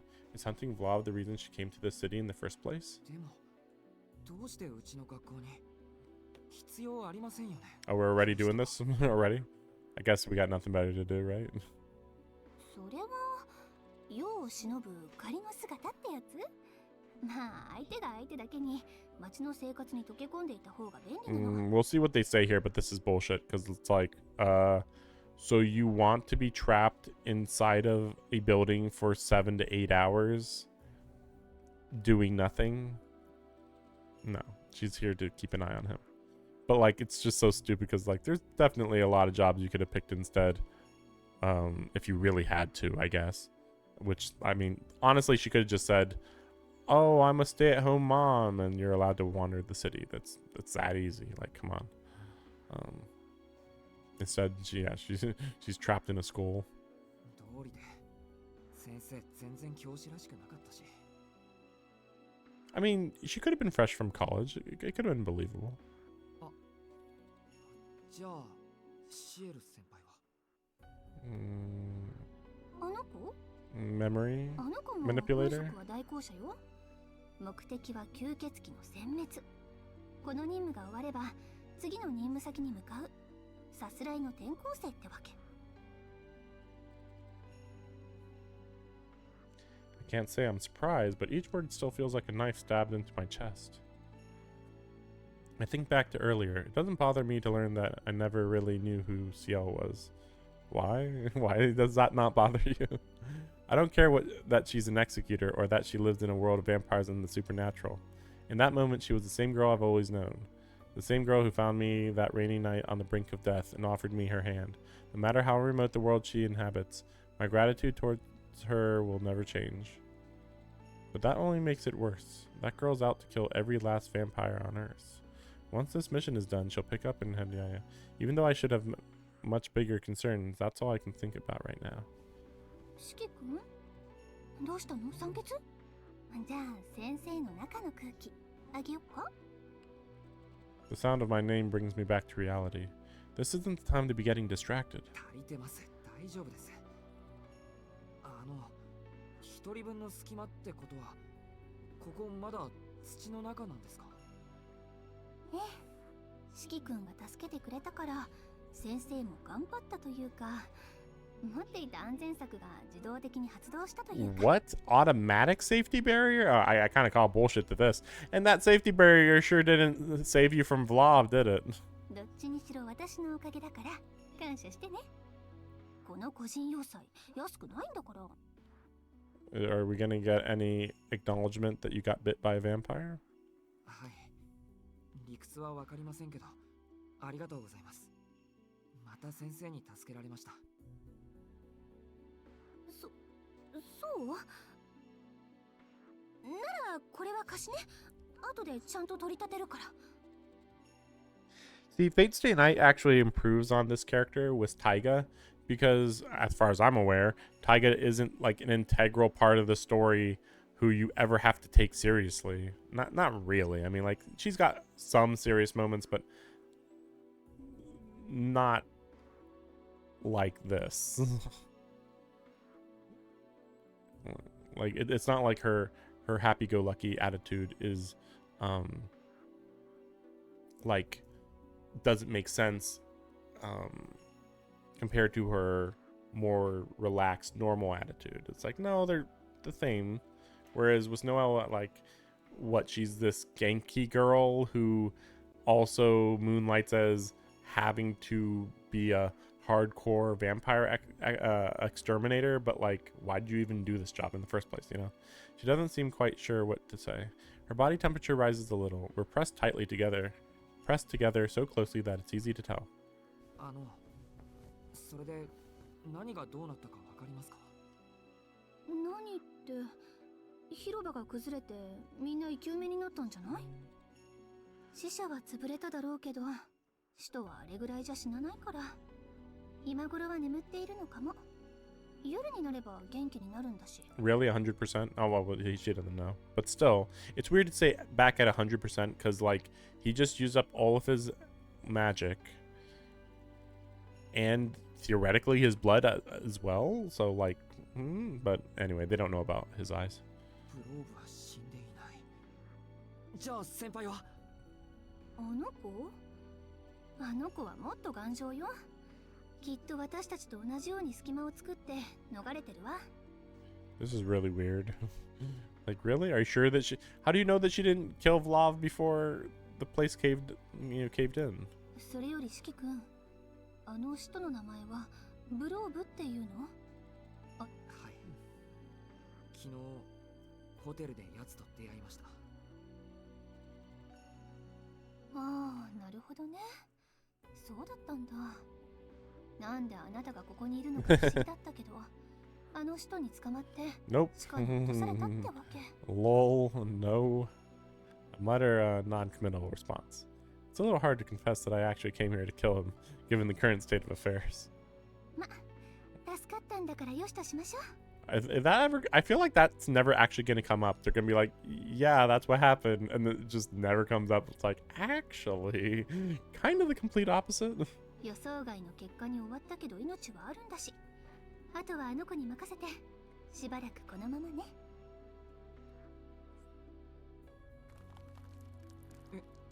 しばらくはこのまま。大丈夫。日本のレスキューは優秀だもの。2日も我慢すれば見つけてもらえるでしょ。それともこの姿勢じゃ半日だって耐えられないかしら。 A couple of days. Though I suppose that does make sense, considering they're in a very bizarre underground area. Miss Noelle's fingers curl around the back of my neck. She's got a point, but that's not what I meant. 違います。グローブのことです。 Yeah, isn't Vlav just gonna... Well, I guess we'll see. Wait a second. Okay. Okay. 先生は心配じゃないんですか？あの化け物は夜になったらまた外に出ていくんでしょ？でしょうね。あれ、27素なんでしょ？ Wait, how did she know that? We only just learned, like, this was only revealed when she was unconscious. ならこんな土砂崩れで活動不能になる規模じゃないわ。日が沈めば地上は良くて阿鼻叫喚。Oh, I guess she, 悪くて一面凍り付けになるでしょうね。 maybe she was more conscious than we know. I guess. ならこんなことをしている暇はないって言いたいの？思い上がらないで。相手は27層。教会でも無視するしかない大物なの。Then why was Noel, Ciel so blasé about? Oh yeah, I guess I'm gonna have to kill one of the ancestors. Oh, I guess she wasn't exactly. She didn't think he was an ancestor till the last second for some reason. We don't know why though. あいつらはもう生き物ですらない。概念を武器にする魔物。現実を侵食する呪い。1万年かけて安定した人間の物理法則を混ぜ乱す。この世のバグみたいな奴ら。Then why is it that Ciel was acting like conceptual stuff was no big deal? あなたにその名称を教えた奴も言ってなかった？ 27素とは一つの国である。国を倒すことは一個人にはできない。凡人は彼らが立ち去るのを隠れてやり過ごすことしかできないのだって。 That's also really weird to say considering they have been killed a few times before. But maybe this was from stuff I looked up online. That like, I think like 5 or so have been killed. Maybe more though. I don't know. Maybe like 9 or something. But it's weird because like you can kill them, but then another one will, one of the successors will replace them, I guess. わかる？もともと私たちがどうこうできる相手じゃないし、どうしようかって考えるべき事柄でもないの。でもあの時、先輩は昼間のうちに倒すしかないって。Yeah. だからそういうことを言っちゃう人は彼らと同じぐらいあれってことよ。 Explain. あの子は特別だから、きっちり対策をして装備を整えていたらいい勝負になってたんじゃない？さっきは下調べのつもりだったから簡易装備しかなかったけど。 Recon gear. Why wouldn't you just always be in attack mode though? I do remember Ciel saying something along those lines. Does that mean that with the proper equipment she could beat that monster? そういうわけなので、私たち凡人はこうして助けを待っていればいいの。これだって立派な仕事よ、四季君。先生、首に唇当ててませんか？あっ、上着のボタン外れてるんですけど。そりゃ外してるわよ。先生として四季君が怪我してないか見てあげなくちゃいけないでしょ。役得役得。 Perks, we really don't have the time to be playing around. There are far more pressing matters at hand, but I'm so close to Miss Noelle that her smell is making my head spin. はい、メガネかけてあげる。四季君が気を失っている時にたっぷり眺めていたから、素顔は十分堪能したしね。 They can't even see each other in the dark. What are you talking about that you got a nice long look? 気を失ってた。俺、どのくらい寝てたんですか？ Also, like, so is his muscles tensed up or not? Like, now they're kind of acting like maybe he is, like, relaxed in the position he's in, but, I don't know. 3時間くらい？上はそろそろ夕暮れよ。 It was already evening. Wait. Oh, no. Oh, right. It was daytime. That's right. だからもう何したって手遅れなの。諦めてここで助けを待ちなさい。 Tensing my arms, I strain against the debris weighing on my back. But of course, it's nowhere near enough to break free. I'm not even strong enough to escape a pile of rubble. Is it a pile of rubble, or is it like a whole room on top of them? I can't... It's impossible to tell, I feel like. それでも私を責めないとか、ちゃんと物事の道理が分かってるのね。私四季君のことを本気で気に入っちゃったかも。リスト入れよ。 A breathy voice comes from below me. Her playful tone has become something more heated, more sincere. 先生。ちょっとここじゃ物足りないけど堕落してみる？ Get it? We're stuck in a basement, so indulge in debasement. Actually, this has to be a play on with the translation team, though, because there's no way that those words were similar in Japanese. I would think. I can't tell if she's joking or if she's serious. Just as I'm about to respond, Noelle shows up. 本当にレスキュー？早すぎない？ The weight pressing against my back is suddenly lifted away. They probably should have been hearing this before. ノエル先生。 Probably should have been hearing her moving rocks then.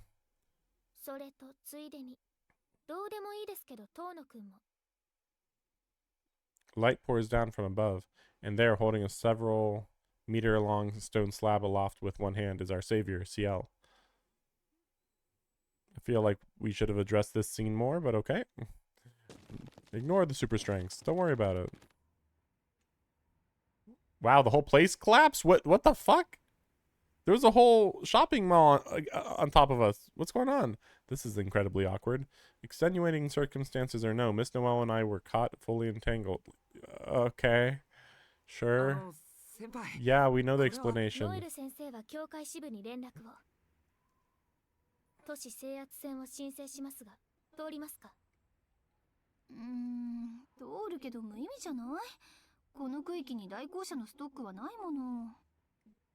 許可は下りるけど戦力増加は絶望的よ。やるなら私たちだけになるわ。そうですか。では報道規制、警察組織への牽制を申告してください。先生、それぐらいの人脈はありますよね。はいはい、任されました。こんな危ないところにいたくないし、ささっと手続きに行ってきます。じゃあね、四季くん。赤くなってかわいい。 Wait, where's Vlav? Shouldn't he be, like, incinerating from the sun right now? Miss Noelle scurries away with a grin on her face, waving as she goes. She quite literally bounces up the mountain of rubble and out of sight. Ciel nonchalantly pats the dust from her school uniform. She hasn't said a word to me. She's the one who's out of place here. I think I have the right to ask her who and what she is. But I don't know what to say. Who are you? Are you hurt? What do we do now? Nothing happened between me and Miss Noelle. All sorts of things come to mind, but none of them leave my mouse. Look up to see that night has almost fallen. The sun is moments away from setting. Judging by the department stores surrounding us, this sunken area must have been the Central Park? I guess they did walk for a bit. Still doesn't really explain what the heck it was, though. So several floors of underground tunnels and dungeons underneath Central Park. I don't know about that one. Don't think that makes any sense. Like, again, at best it makes sense if it was a sewer or water, whatever, but it didn't seem that way since there were some like jail cell looking stuff. Now it's a rubble-filled crater. Who would ever believe the nightmares that lurked below? Wait, so is this what was blown up when Arkwid did her big move? I don't quite remember the situation when that happened. I don't remember if it was in the park. I feel like it wasn't a big open area. No, I don't think it was in the park though. It was like at an intersection. I don't think it was near the park, but I could be wrong. Craning my neck, I can see that the barricades have already been erected around the crater's rim. Oh, that's right. 3 hours. What I can't see is any onlookers, which seems strange for an incident of this scale. I would have expected a news helicopter or two at the very least, but there's nothing. 報道はありませんよ。これはあくまで事故です。地下に溜まったガス爆発ということで、付近住民の避難も行われています。Of course. Gas explosion. Of course. この後に起こることに関して準備ができているのは私とこの周囲を封鎖した警察の人間、そしてあなただけです。 Prepared for what's coming? そうですか。あの地下の通路は。この崩落で潰れてしまいました。痕跡は発見されるでしょうが、なかったことにされるでしょうね。 Under the carpet? それは先輩たちがそう仕向けるんですか？いえ、あくまでこの国の警察の判断です。彼らもここに地下空洞があったことは調査するでしょう。ですがそれでここで何十人もの行方不明者の遺体らしきものが発見されたでおしまいです。 So they say.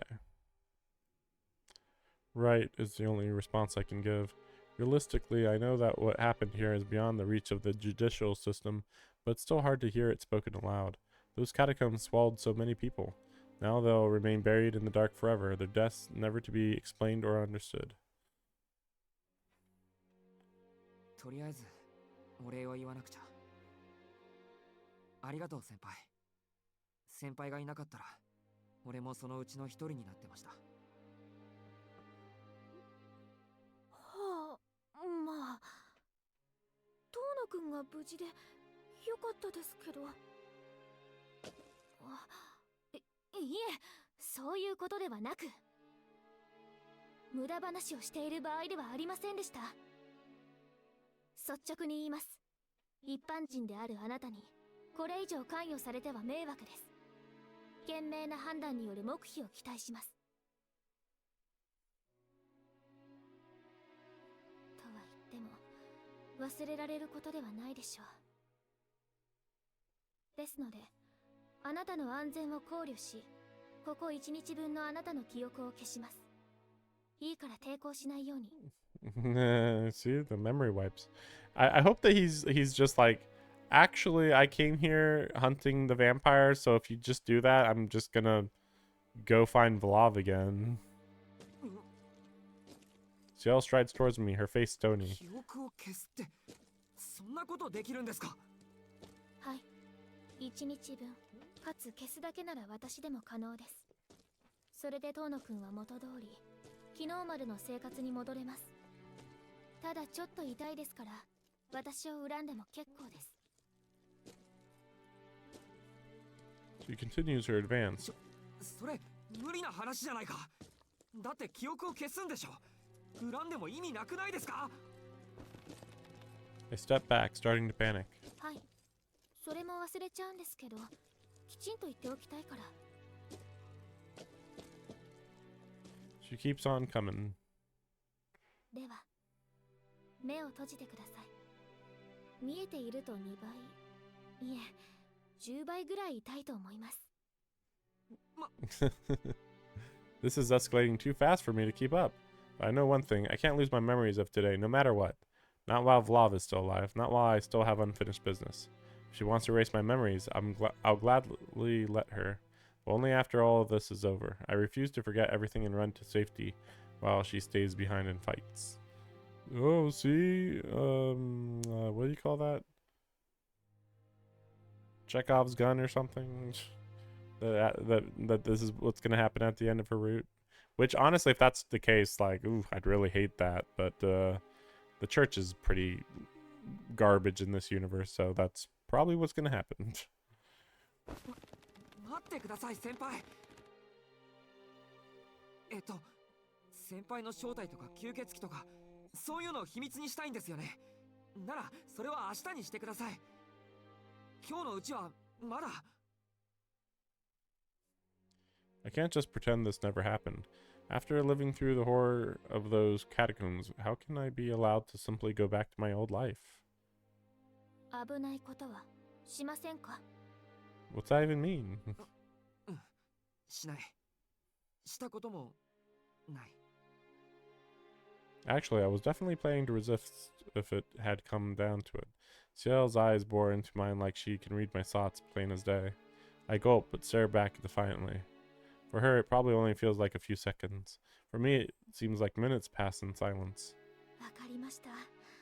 遠野くんを信じます。先ほどの現場を体験した以上、軽率な言動をするとは思いませんし、余計な善行でしたが、一度助けられた恩もありますから。You actually did need saving, but okay. Ciel turns on her heel and walks away. She bounds up the slope of rubble with the same easy grace as Miss Noelle. Unease hits me quicker than relief. As I watch her leave, I can't help but be struck by how lonely she looks. 先輩 I call out to her without thinking. 何か？先輩は吸血鬼を殺すためにこの町にやってきたんですか？そういうことになりますね。もともと私はこの町の人間ではありません。あなたの学校に生徒として編入していたのも吸血鬼を殲滅するためです。How would a school even be convenient? この町を後にします。So then she didn't like add memories to everybody, I guess. But then how long has she been here? Because they imply that she's been here for more than a year, I think.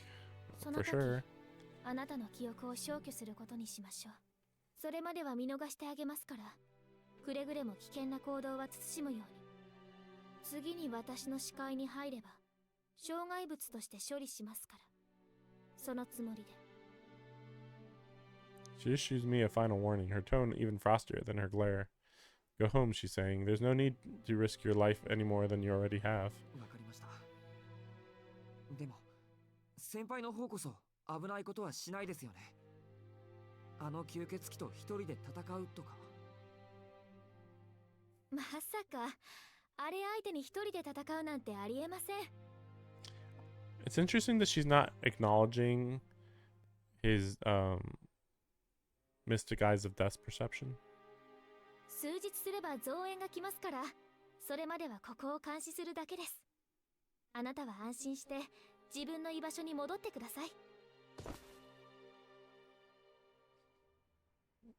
Then in an instant, she's gone. The sun is just about to sink below the horizon. Soon darkness will set in. Time for vampires, a time for battle.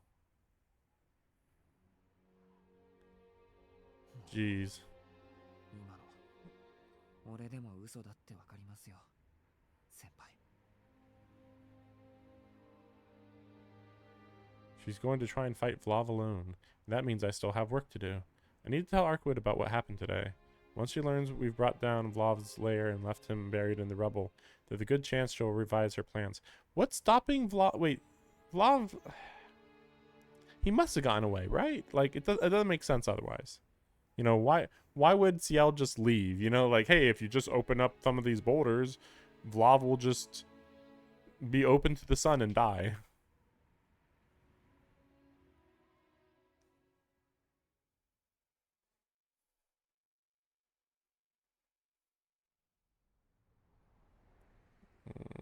Yeah, what is Arkwood gonna say about this? I eased the front door open and tiptoed back into the apartment.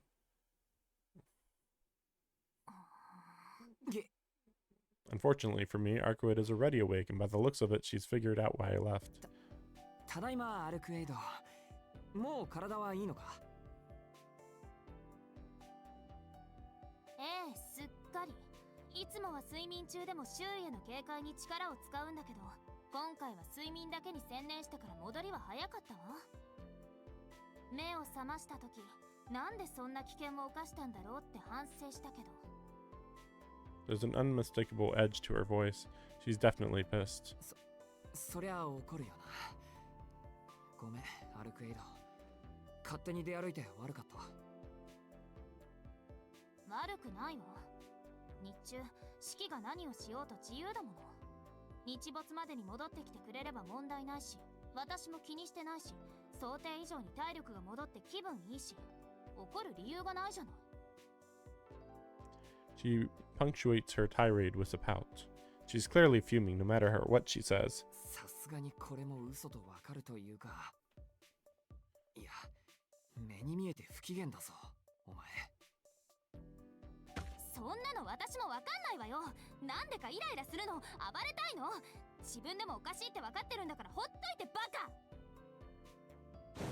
She turns away with a humph before collapsing onto the bed. Thankfully, she doesn't seem to have realized where I actually went. But this mood of hers spells trouble. 寝起きの問題じゃないか。実は低血圧だったとか。そんなの人間だけの話。私寝起きは鮮明だし。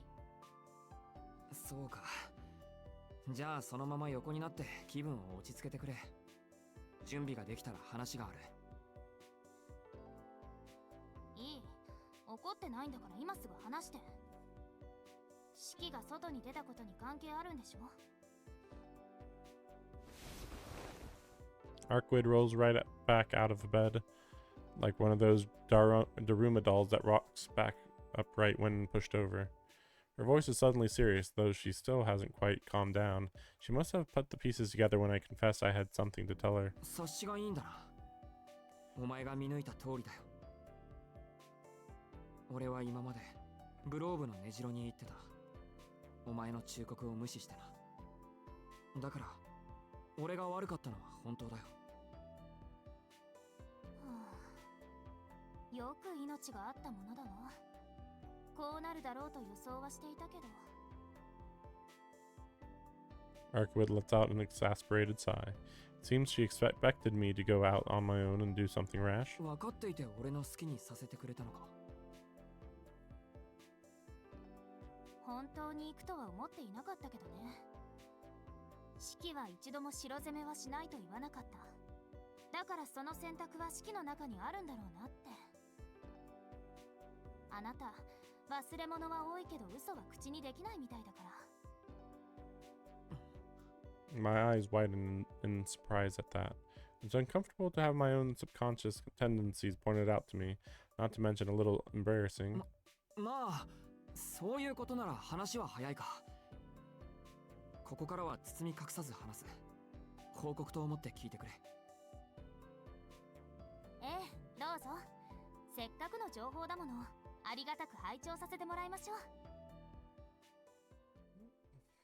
I recount everything that transpired underground, tell her about the catacombs below the department store, about the zombies, central chamber of Law's sudden appearance.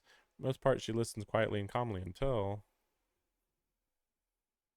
代行者がいたですって。 As soon as I mention Ciel and Miss Noelle, her demeanor changes.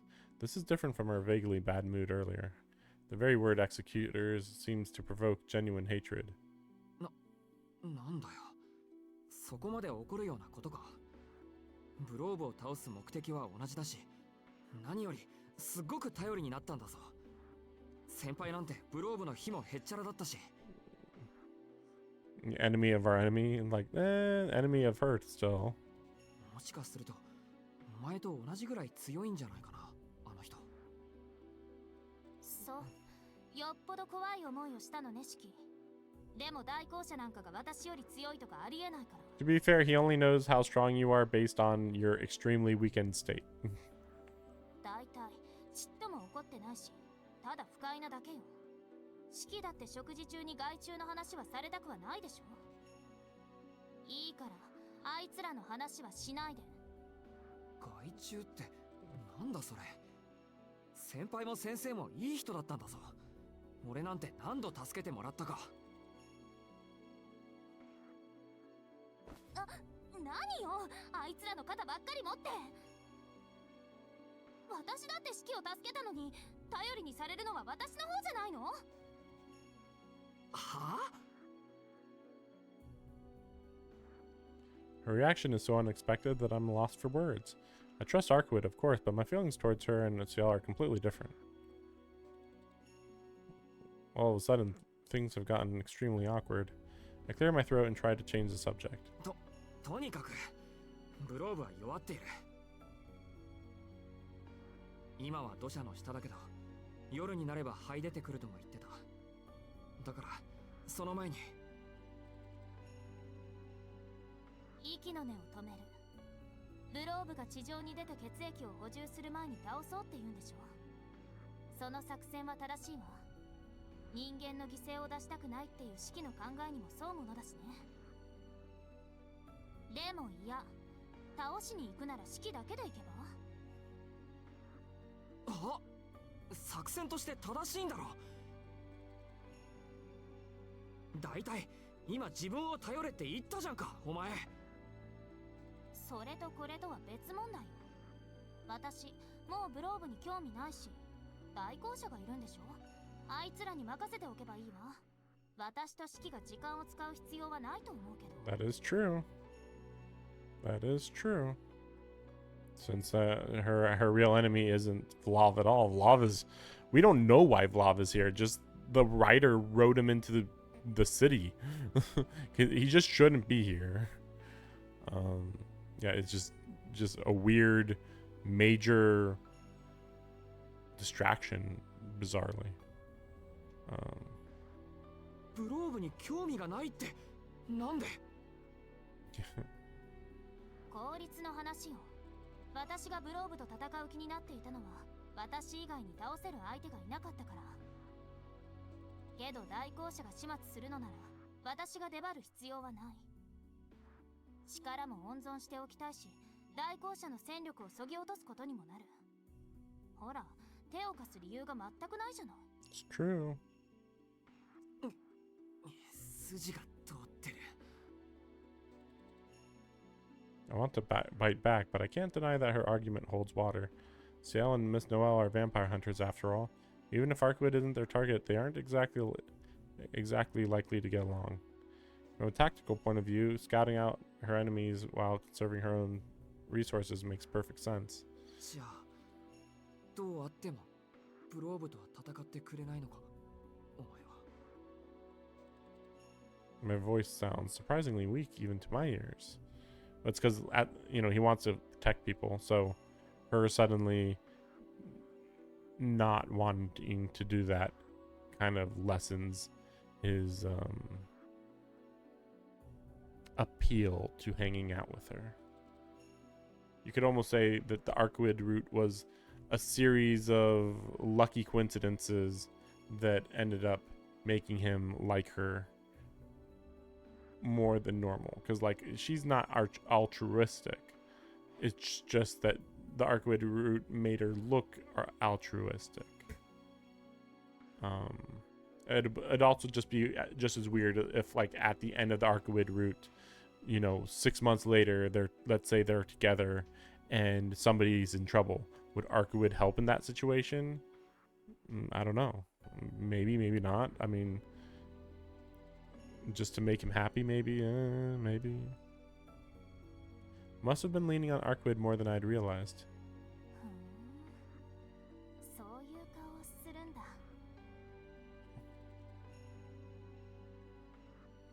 Though perhaps that's how it should be, given that I'm only human. Fighting a vampire solo is probably a thought that would never occur to most people. I guess it's just seemed like the thing to do, to pit my own irrational nature against his.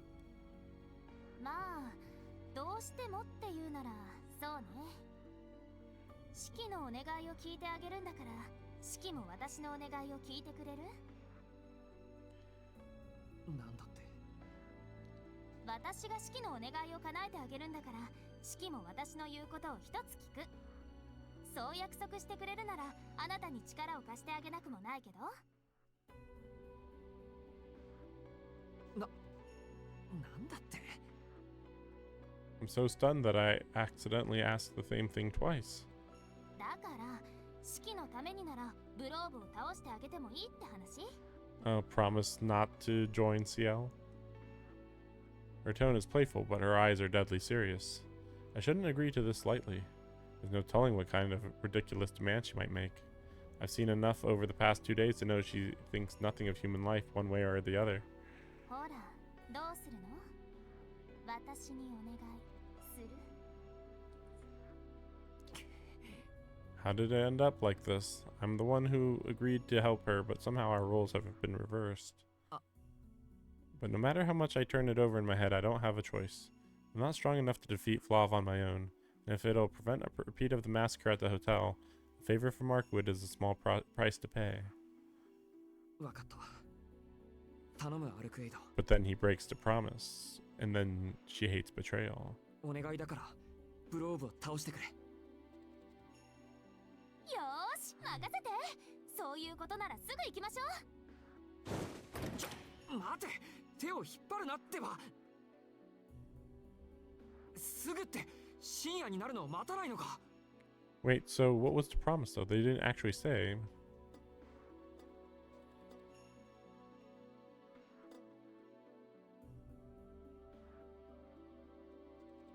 Wait, what? Wait, sorry. Wait a second.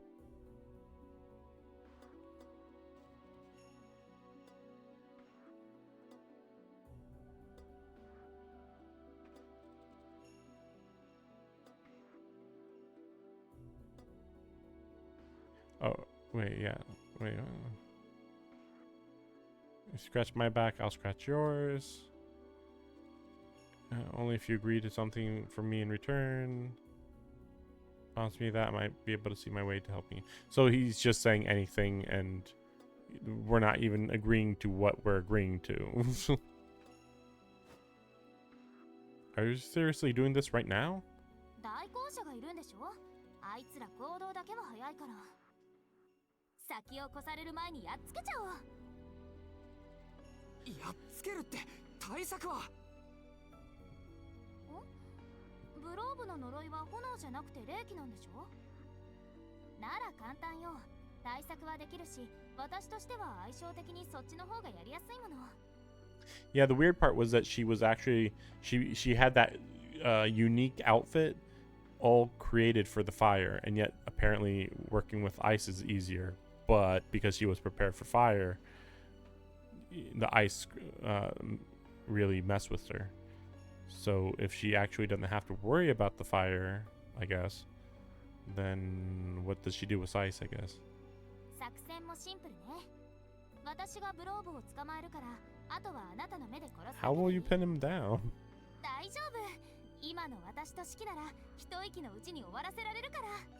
This is weird. Like, Shiki really should be, like, way more tired right now. From the use of his eyes and from the exhaustion of everything that happened. She takes my hand and sprints eagerly ahead. I can't help but feel that this has gone out of control already. But my own course now is to see it through. It's just past 7 in the evening. I wonder what's happened over the past 2 hours. All I can do now is hope that Flav has yet to claw his way out of the rubble, and trust that Arkwood is as good as her word.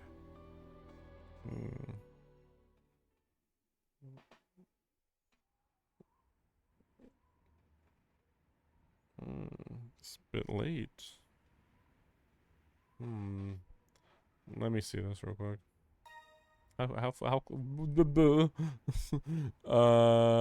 Okay, we're about to get to a transition. Okay. I assume. It's been 10 minutes since Arkwood dragged me out of her upscale apartment. We've relocated to the roof of an office building. Our argument all but forgotten. ここが一番ね。下の様子がよくわかるでしょ。With that, Arkwood finally lets me down. I sputter and protest as she lowers me to the ground. I thought I was beyond surprised at this point, but nothing could have prepared me for the experience of being cradled in her arms while she bounced up the side of the building like a rabbit. 見晴らしのいい場所なんて言わなきゃよかった。 My pounding heart gradually resumes its normal rhythm. With a few deep breaths, the dizziness brought on by the change in altitude starts to fade. けど確かにここなら公園を一望できる。次は事前に言ってくれればこっちも準備が。歩くエイド。 Arkwood stands at the edge of the roof, staring down at the city below. An indescribable malice rises from her like steam. The situation on the ground is worse than I'd feared. The site of the collapse is covered in a white mist. You can feel the chill from all the way up here. In spite of these strange phenomena, the streets are empty of curious passerbys. Well, she doesn't know where he is, right? So she can't... Maybe? I don't know. I don't think that she's just going to jump down like last time. There seem to be traffic restrictions in place to keep people out of the area. Police cars and fire engines are out on the street, but none of them come near. Also, there's probably too many people nearby, maybe. The collapsed park is a sea of rubble. All over the bowl-shaped crater, swords protrude from the ground. So it's probably laced with traps. The same slender longswords Ciel used. Or did they seal him? There must be over 100 of them driven into the earth. 100本単位の国権による結界。そう。四季の言う代行者ってあいつなわけ。I guess this is not the easiest thing to do. アルクエイド。オドだけで作られた疑似的なテンプル。波の使徒なら閉じ込めておくどころか、あれだけで潰されておしまいでしょうけど。Her voice is filled with fury, dripping with hatred. It's a very ordinary anger, one that feels almost human. あれでブローブを閉じ込めているのか。でも。Most of the swords are iced over. A grim suspicion hits me regarding the unnatural cold. いいえ、まだブローブは封印中。ほら、そろそろもやが晴れるわ。Is Ciel down there right now, maybe? Okay, that's interesting. The wall of white dissipates. A colossal cube with faces like sheets of paper. A colossal cube with faces like sheets of ice appears amongst the rubble. なんだあれ。あんなのさっきはなかったぞ。檻を作ってから1時間ってところかしら。急増の準備にしてはあがくじゃない、あいつ。I spot a familiar figure in front of the cube. It's Miss Noelle running to and fro with her halberd in hand. As a watch, she dashes away from the cube, then back, then away again, finally stopping to clutch her head in her hands. She literally doesn't seem to know if she's coming or going. 先輩がいない。Here Noelle, Ciel comes. I have a bad feeling about this. Whatever's happened here, it's clearly gone horribly wrong. What, really? I don't think so. I think that they're just prepared to face Arkwood. アルクエイド、オリオン。あれもう始まってるよな。Is that the case? I don't know. Well, maybe. Maybe Ciel's just inside of that cube fighting Vlav, maybe? I try to calm my hammering heart as I shout to Arkwood. She's got to understand the situation better than I do, which makes what she says next all the more dumbfounding. 私、いや。She turns her nose up at me like a sulking child, because she's already, Ciel is already in like battle mode, so she doesn't want to like get in the middle of their fight, basically. Yeah. 嫌ってなんだよ。代行者がいてもいいって言ったじゃないか。嫌なものは嫌なの。代行者なんてヤブカみたいなものだけど、あれだけは別。あいつに手を貸すぐらいなら太陽を抱いて眠ってもいいぐらい。In other words, she'd rather die. A strange but appropriate metaphor. Not that it clears up my confusion. あいつってシエル先輩を知ってるのか、お前。その名前口にしないで。あと式はここにいて。あれ、もうすぐ自滅するから。あの箱が壊れたらこの辺りは氷漬けよ。私のそばにいないと式も死んじゃうからね。Really? She's going to burn herself out soon? She was going to shatter this whole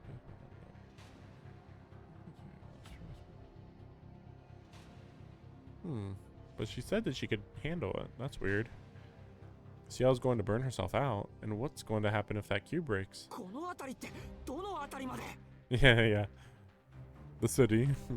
Most of the city? この町全部じゃない？具体的に言うと半径10キロぐらい。でも絶対に手は貸さないから。 Again, now I'm even more confused why she's not going to help them.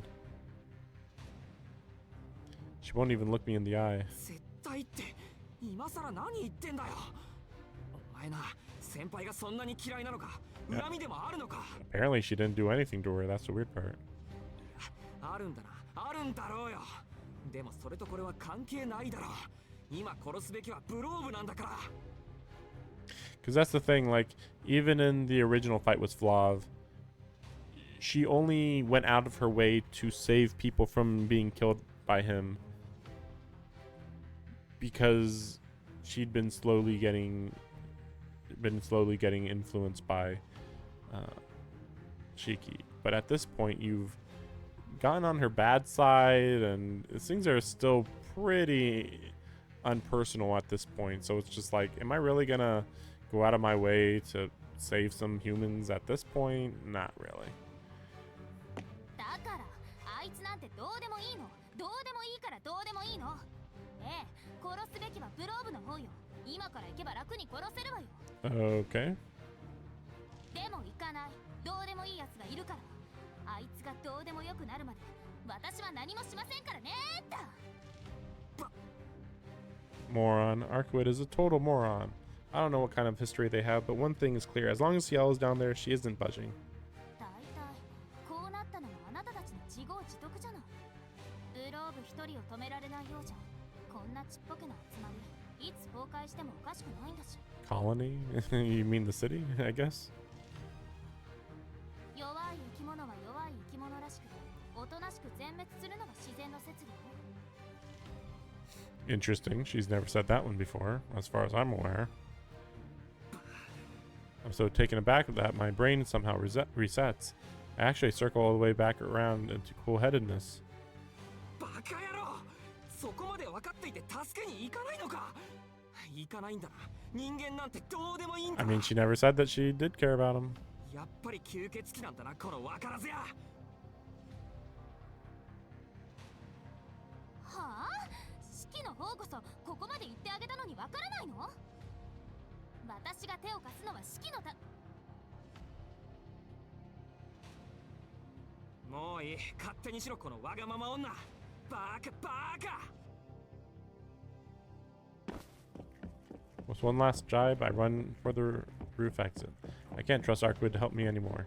I'll just have to make my own way down and get a better sense of what's happening. I cut through the lock on the door with my knife. Unfortunately, there's no elevator on the top floor.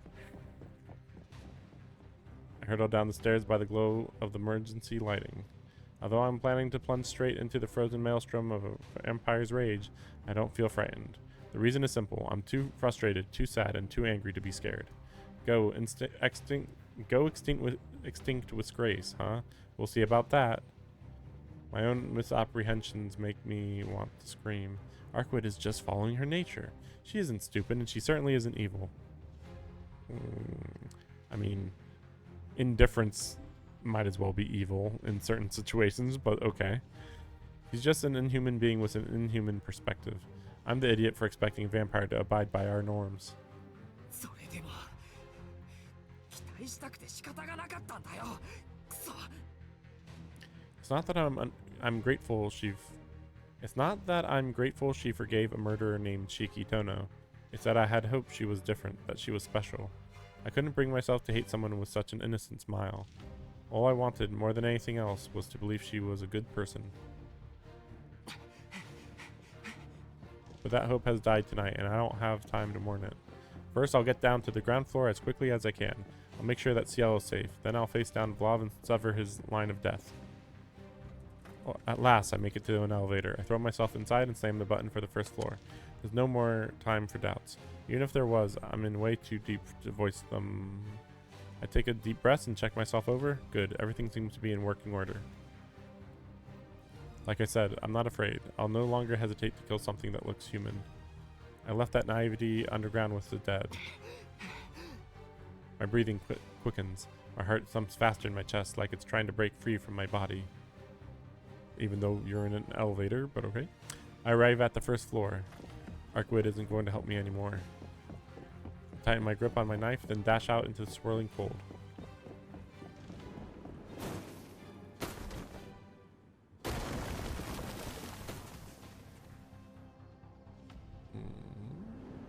The monolith towers before me, an enormous cube-shaped hole in the world.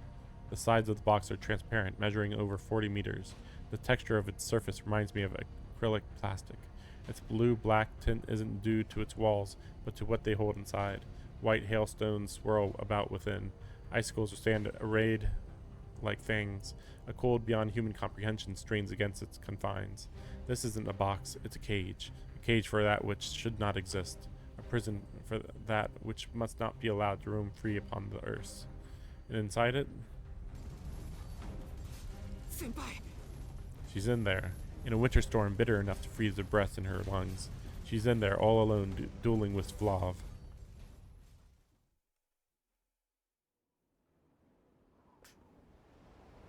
The blizzard approaches negative 100 degrees Celsius, a cold more extreme than any natural temperature on the surface of the planet. I mean, I think sometimes. No, wait. Yeah. I feel like sometimes. Wait. Never mind. Negative 100 degrees Celsius. Yeah. I was gonna say maybe negative 100 degrees Fahrenheit. Maybe it could be on the surface of the planet. Maybe. In this icy wasteland, so hostile to life, two warriors clash. One is Vlav, Archangel, the wellspring of this frozen scourge. The other, an executor, a young girl clad in armor. Yeah, that's a different outfit. The fury of the blizzard blinds them.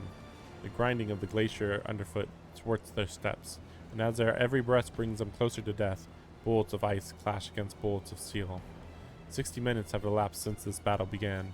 That it still continues is a marvel in itself. A handheld ballista dispenses a shower of fireworks. The bulky rounds, known and feared for their excessive firepower, streak towards the vampire. On human battlefields, the brutality of 8mm, 9mm bullets is typically harnessed to incapacitate rather than to kill, but this is no weapon for human battlefields. 8mm, 9mm, nothing, but okay, whatever. This is a tool for the vampire killer of the modern age, crafted to obliterate flesh and metal alike. Its name is Blaze, a personal mystical code of Executor Ciel, the immolation type, one of the 7 causes of death borne by her holy scripture. Its rain of bullets would shred a dead apostle whose power was measured in decades, but this vampire counts his age in centuries. Hot metal meets biting cold. Modern technology meets the primal wrath of the planet. Their clash echoes the timeless struggle between man and nature. The vampire stands immobile, immutable. This Arctic landscape is a hell of his own making. His greatest fear made manifest, the fear of freezing for want of blood. From this curse, Vlav Archangel draws his immortality, but so too does it bind him in frigid chains, and so long as it commands him, he remains rooted to the earth. Until the warmth of blood quickens him once more, he will remain where he stands, capable only of spreading his blight. Okay. However, the curse he bears is vast enough to swallow a city, but it cannot naturally produce a cold this intense. The Executor has created these conditions by choice. Ordinarily, the vampire's influence would extend 4 kilometers in all directions, but enclosing it within a 40-meter cubic cage has condensed it to the extreme. The Executor's bounded field and her own body are, in a sense, one and the same. To prevent the howling blizzard from consuming the city, she has borne the full brunt of it herself. 100 degrees below zero is the least of the cold she must endure. Locally, the temperature can fall as low as negative 273 degrees, more commonly known as absolute zero. A deluge of raw malevolence that would freeze mortal flesh on contact. See, this is why I don't like this author in a lot of ways, because it's like, shut up about mortal flesh. Absolute zero is beyond cold, beyond freezing, beyond... It's matter. It stops matter. All that keeps her from death is the torture device forged of iron and lead that she has affixed to her body. Okay. Getting some Fate Grand Order flashbacks here. A groaning suit of metal armor. The vampire's corrosive power may twist the laws of nature, but her armor, woven from concepts, exists around them, outside them. Before it adorned her body, this coffin was called an Iron Maiden. Coffin. Iron Maiden. An instrument of death designed to bleed its occupant dry with 1,000 needles. Let she who claims innocence prove it within. Survival shall damn her, while death shall clear her name. Those words led many to the Iron Maiden in the Dark Ages, cementing its legacy as a symbol of fear. But do not despair, for all alike shall face the same end. The coffin spares none, be they innocent or witch. Who is even speaking right now? Like, that's what threw me off before. Like, suddenly it was like a narrator, I guess? Those locked within the Iron Maiden may find freedom only in death. To fall on the mercy of its perverse court is to be condemned to expire in captivity. A cursed iron ball gown. A conceptual weapon that serves only to inflict pain. And yet the executor embraces it in all its cruelty. Death is the only escape from its clutches, as much is true. But that is also to say, until death does come, it will never release its hold. That is its true nature. This coffin cannot be destroyed by external trauma, only by its wearer's atrophy. Not even the most hostile environment could breach its defenses, including this hyperboreal cold. No torment from without could surpass that found within. Thus does it constitute proof of innocence. Thus it was christened virgin pain. Regalia which embodied a protracted death at the torturer's hand. It is a saint's purity and providence, guaranteeing her life so long as her magical energy is not exhausted, so long as she is not proven a witch.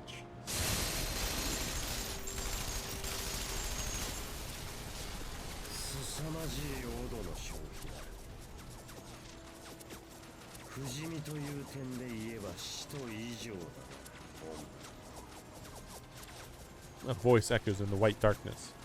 Words finally pried from the vampire's mouth, not by the cold, but by true admiration for his enemy's tenacity.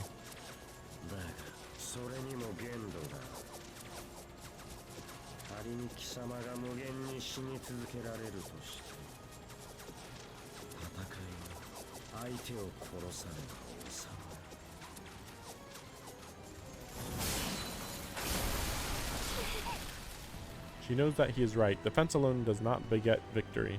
A human stands no chance against the concentrated wrath of nature. Everything in her vicinity is a blade pointed at her throat. A barrage of icicles pummels her body. Her gun is sent spinning from her hands. It comes to rest far out of reach, planted in the ground like a grave marker.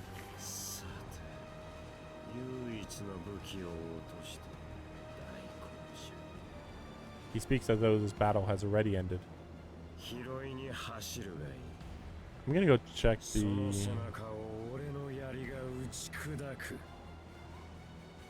I'm gonna go check the flowchart real quick. I'm just wondering what this looks like. Oh my gosh.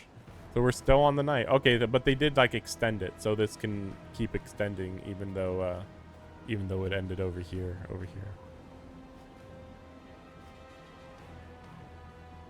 The vampire is well aware of the peculiarities of his foe's armor. Why? Why does he know this, though? Okay, whatever. As such, he knows it can only be destroyed by a stronger concept, a more potent curse. The extreme cold that surrounds him is a physiological function, like breathing. It is no weapon. It cannot hope to shatter his enemy's aegis. There is only one answer to the concept of indestructibility, neutralizing it with its opposite. I'm just wondering, like, why couldn't you just freeze her solid? It wouldn't kill her, but like she wouldn't be able to move either. And here fate favors his hand. For the knight's lance, bestowed upon him by his lord, came with a promise. In the hands of a vampire, there is nothing it cannot thunder. Wow, that's weirdly strong. The battle weighs almost as heavily on Vlav as on Ciel. An errant strike is a risk he cannot take. So he has disarmed his foe, the better to secure his killing blow.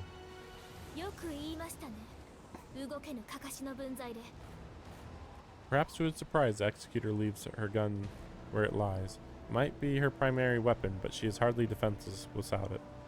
If anything, she was already looking for an opportunity to switch arms. The intricate machinery of an assault rifle is poorly suited to the bitter cold. She knows it was only a matter of time before it jammed. It merely set the stage for a true fighting companion.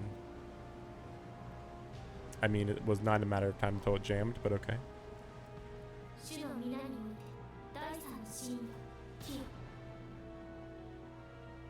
The girl recites an incantation to herself.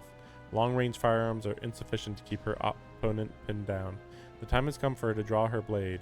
Time for close combat. Yes, I've seen this before in the fighting game. I don't quite know what it is though. The Saint's blade rears its head. A gun and some armor is not all that makes up her arsenal. Blaze via immolation, sick via affliction, blade via exsanguination. Exsanguination, I believe, is loss of blood. Break via traumatization, lost via damnation, pain via excruciation, punish via execution.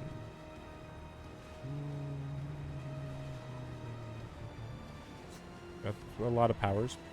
7 causes of death said to be fates humans must endure. This is the true nature of her holy scripture. These deaths given form and wielded as weapons. With a bestial roar, she sprints through the white hellscape. Heat and magical energy blaze in her wake, propelling her ever faster. The glacial underfoot cracks with every bound as she closes in on her prey.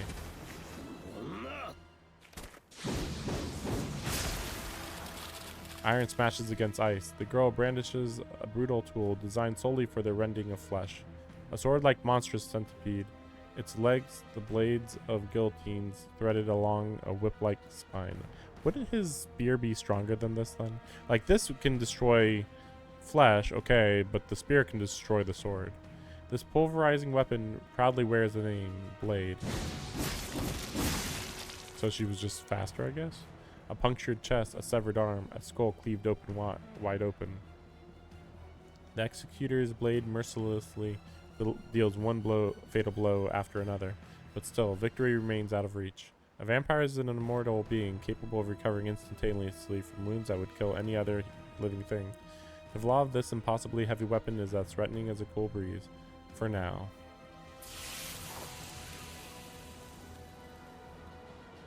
Ah, this is... A spark lights in his cold, lifeless eyes. Realizing that the lacerations in his chest, arm, and head are not fading, the vampire finally reaches an understanding.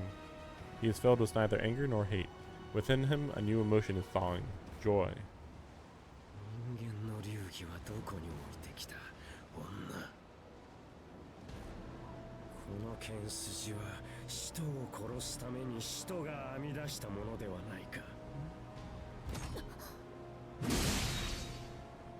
The executor swings his weapon again in lieu of lancering.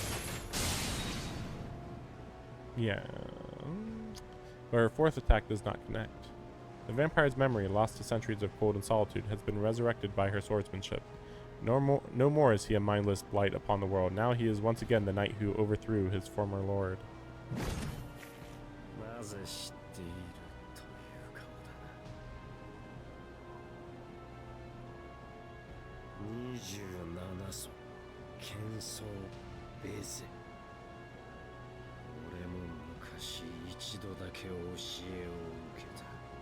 I too?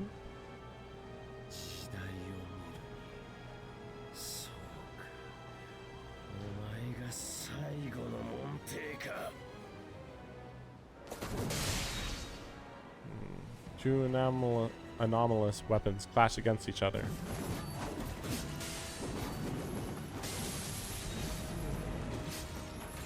A 3-meter lance carved from ice. A 2-meter sword that coils like a serpent. A human could barely hope to lift either, let alone swing it, and yet these warriors handle them with exquisite precision.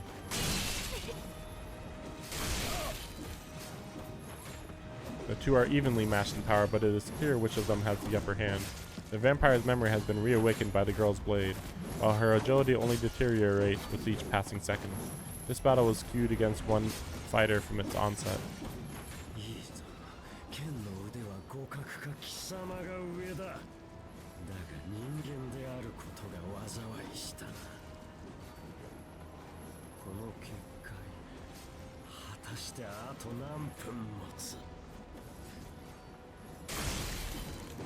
The vampire's spear roars as it pierces the air.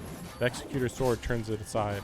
The battle transcends the bounds of human comprehension, raging on seemingly without end. Nevertheless, they hurtle towards a single moment that will decide everything. As soon as the girl shows the slightest sign of faltering, the knight will not hesitate to drive his lance through her heart. Shiki could just sneak up behind him and just stab him. The frozen cage shudders, a cubic world expanding and contracting. The dark blue of its transparent walls has deepened to a murky black. Distant thunder rumbles from within like the final scream of a creature faced with death.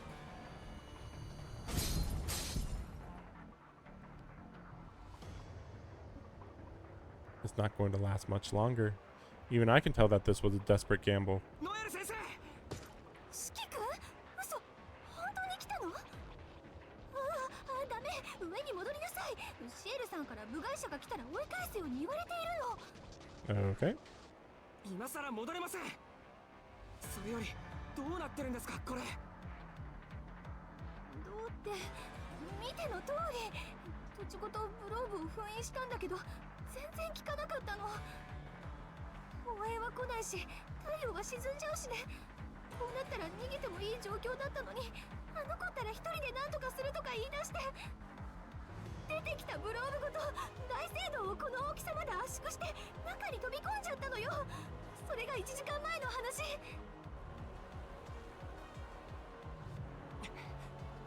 So I was right. Ciel and Vlav are in there. I guess that Vlav was about to escape the rubble when Ciel, realizing that he was going to destroy the city, trapped him in this cage, then went inside herself to fight him. If it weren't for that cube, the blizzard I saw underground would have swallowed all of Soya by now. Arkwood did say as much. けど、なんで先輩まで中に閉じ込めたんだから、先輩が入る必要はないでしょ。あるわよ。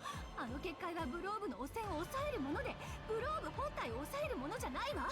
誰かが中でブローブを仕留めないといけないの。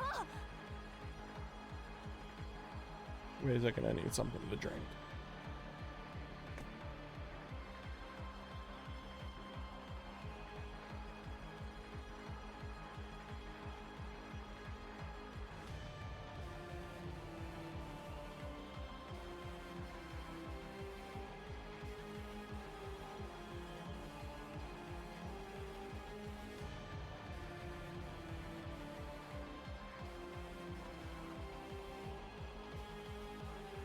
This night is going a bit longer than I was expecting. I was like, oh, maybe they'll finish Vlav off some other day. No, it's gonna be all tonight.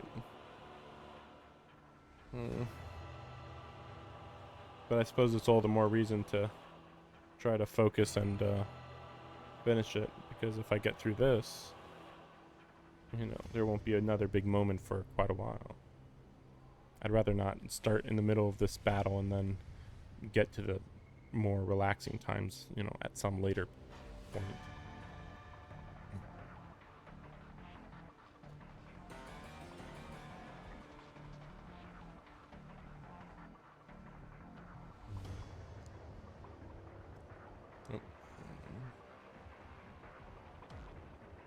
Especially since I got such a busy weekend coming up.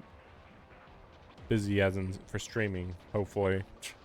Be nice to stream like 12 hours one day, 12 hours the other day. Kinda really want to do that. We'll see.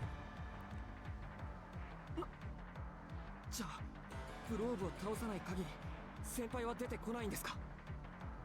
そう。でも無理。27層正面から撃退するなんて、いくらあの子でも絶対無理。 Miss Noelle is teetering on the brink of hysteria. The situation must be truly dire to have someone far more experienced with vampires than I am this rattled. She's gotten rattled so much in the last 24 hours in this game. I look up at the cube's implacable walls. Although its contents are clearly visible, the black blizzard within it is like a different world. The cube is only 40 meters on each side, but its interior looks far larger than the crater it's standing in. A box that distorts space and time, in which Ciel is fighting for her life against an immortal monster. She's winning. Ciel's winning, but she's valiant, determined, unyielding. She isn't giving Vlav a single inch, but this blizzard is sapping her strength and freezing her bones. It's incredible that she can even move at all. If only this had been a fair fight. What? This is fair. What? If only she hadn't had to create this cage to stop the spread of the cold. If she had fought him on even terms, she would have beaten him by now. This is just his power, though. Where, like, it would be an extremely unique situation where you'd be in an area where he could unleash his power for multiple kilometers and you wouldn't have to worry about, you know, innocent people dying. I grind my teeth in frustration. These conditions are far too unfair. Her body is far too battered. She no longer has the strength to defeat Vlav alone. She needs someone else, another hand to support her, to fight for her, to give her the will to carry on. I take off my glasses. I take a hard look at the barrier, at my enemy within. Vlav might be too powerful for me to take on myself, but I would have been hers to wield if only she'd asked. Fingertips I've unconsciously stretched out freeze over in an instant. You're right. That's what I'm thinking. Like, he can't go in there. He'd freeze like in like less than a minute for sure. I mean, honestly, probably like, I wouldn't be surprised about like 30 seconds or something. Yeah. I can't go in there. I'll die. Remember what happened when you got too close to Vlav last time. Human beings can't function in that kind of cold. Actually, you got hit by fire, but okay. Our blood freezes, our cells rupture, our brains die. We aren't made to deal with vampires.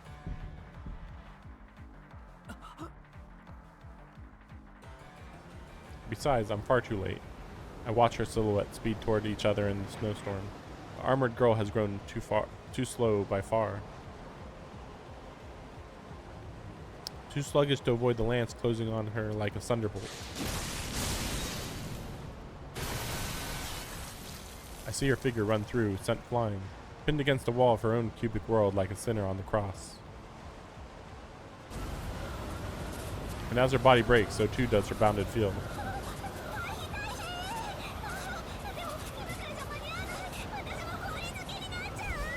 Do we really need this type of comedic timing here? Sheesh.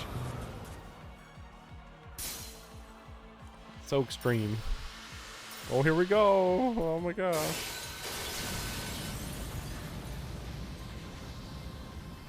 With Ciel's defeat, her Gothic fort shatters. The world freezes over. An Arctic front spreads outwards at 160 kilometers per hour. If you say so. I mean, it doesn't go that many kilometers, though. Apparently. Okay, sure. Devouring everything in its path. You can just say in an instant, you know? In its midst, Ciel's body arcs through the air like a rag doll, and all I can do is watch as everything comes to ruin.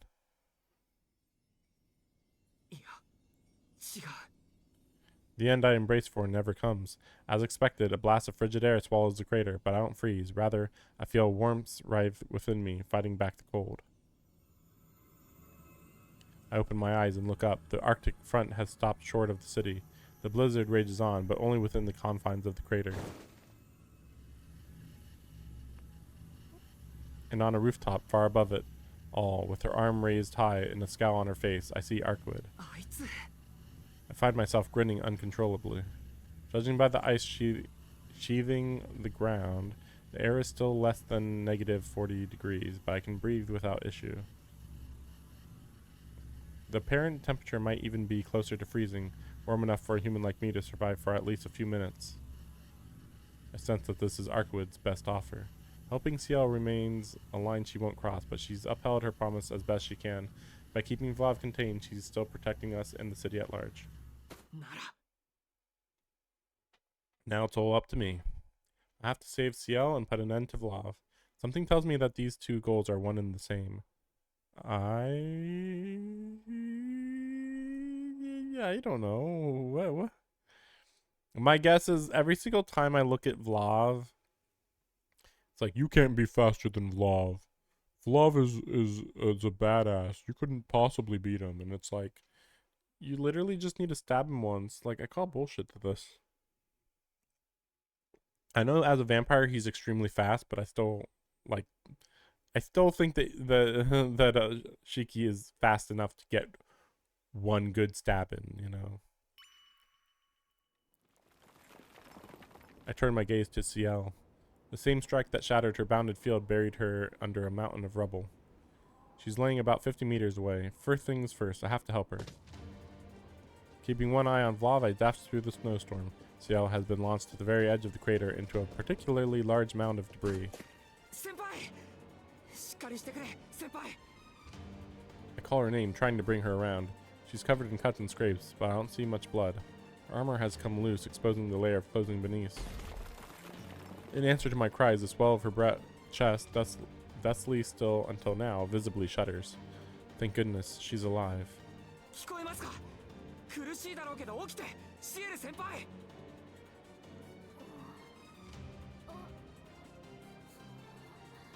I glance at Vlav out of the corner of my eye as I check her over. Technically, he can't move, I guess. Oh, interesting. And my blood runs cold. He was completely still until a moment ago, but now he's walking ponderously towards us, step by step. His lance was shattered by the blow that finished Ciel, leaving a smaller spear in its place. His left arm, which I cut off in the catacomb, has returned, but it hangs limply by his side. The restoration must be purely cosmetic in function. It remains dead. It's not hard to see that he's close to exhaustion, which makes his intentions all the clearer. He marches forth in defiance of his failing body to deliver the killing blow to his cornered prey. 先輩、よかった、気がついた。話は後です。早く起きて。はい、ありがとうござなんで遠野くん？夢じゃないですよね。バカなんですかあなたは。なんで本当に来てるんですか。あんなに家に帰ってくださいってお願いしたじゃないですか。 A dumbfounded Ciel berates me from where she lies. I definitely can't blame her for being angry, but this isn't the time. 怒るのは後。もう引っ張りますよ。いいですね。ってうわ、重っ。先輩、すげえ重くないですか。遠野くんは非力なだけです。平均よりちょっとあるだけです。いいから早く逃げて。あなたは関係ありません。今ならまだ間に合うはずです。 Ciel tries to break free from my grip. Even in her current state, she's still concerned about me. 逃げれば助かるんですか。 I let my heart speak for me.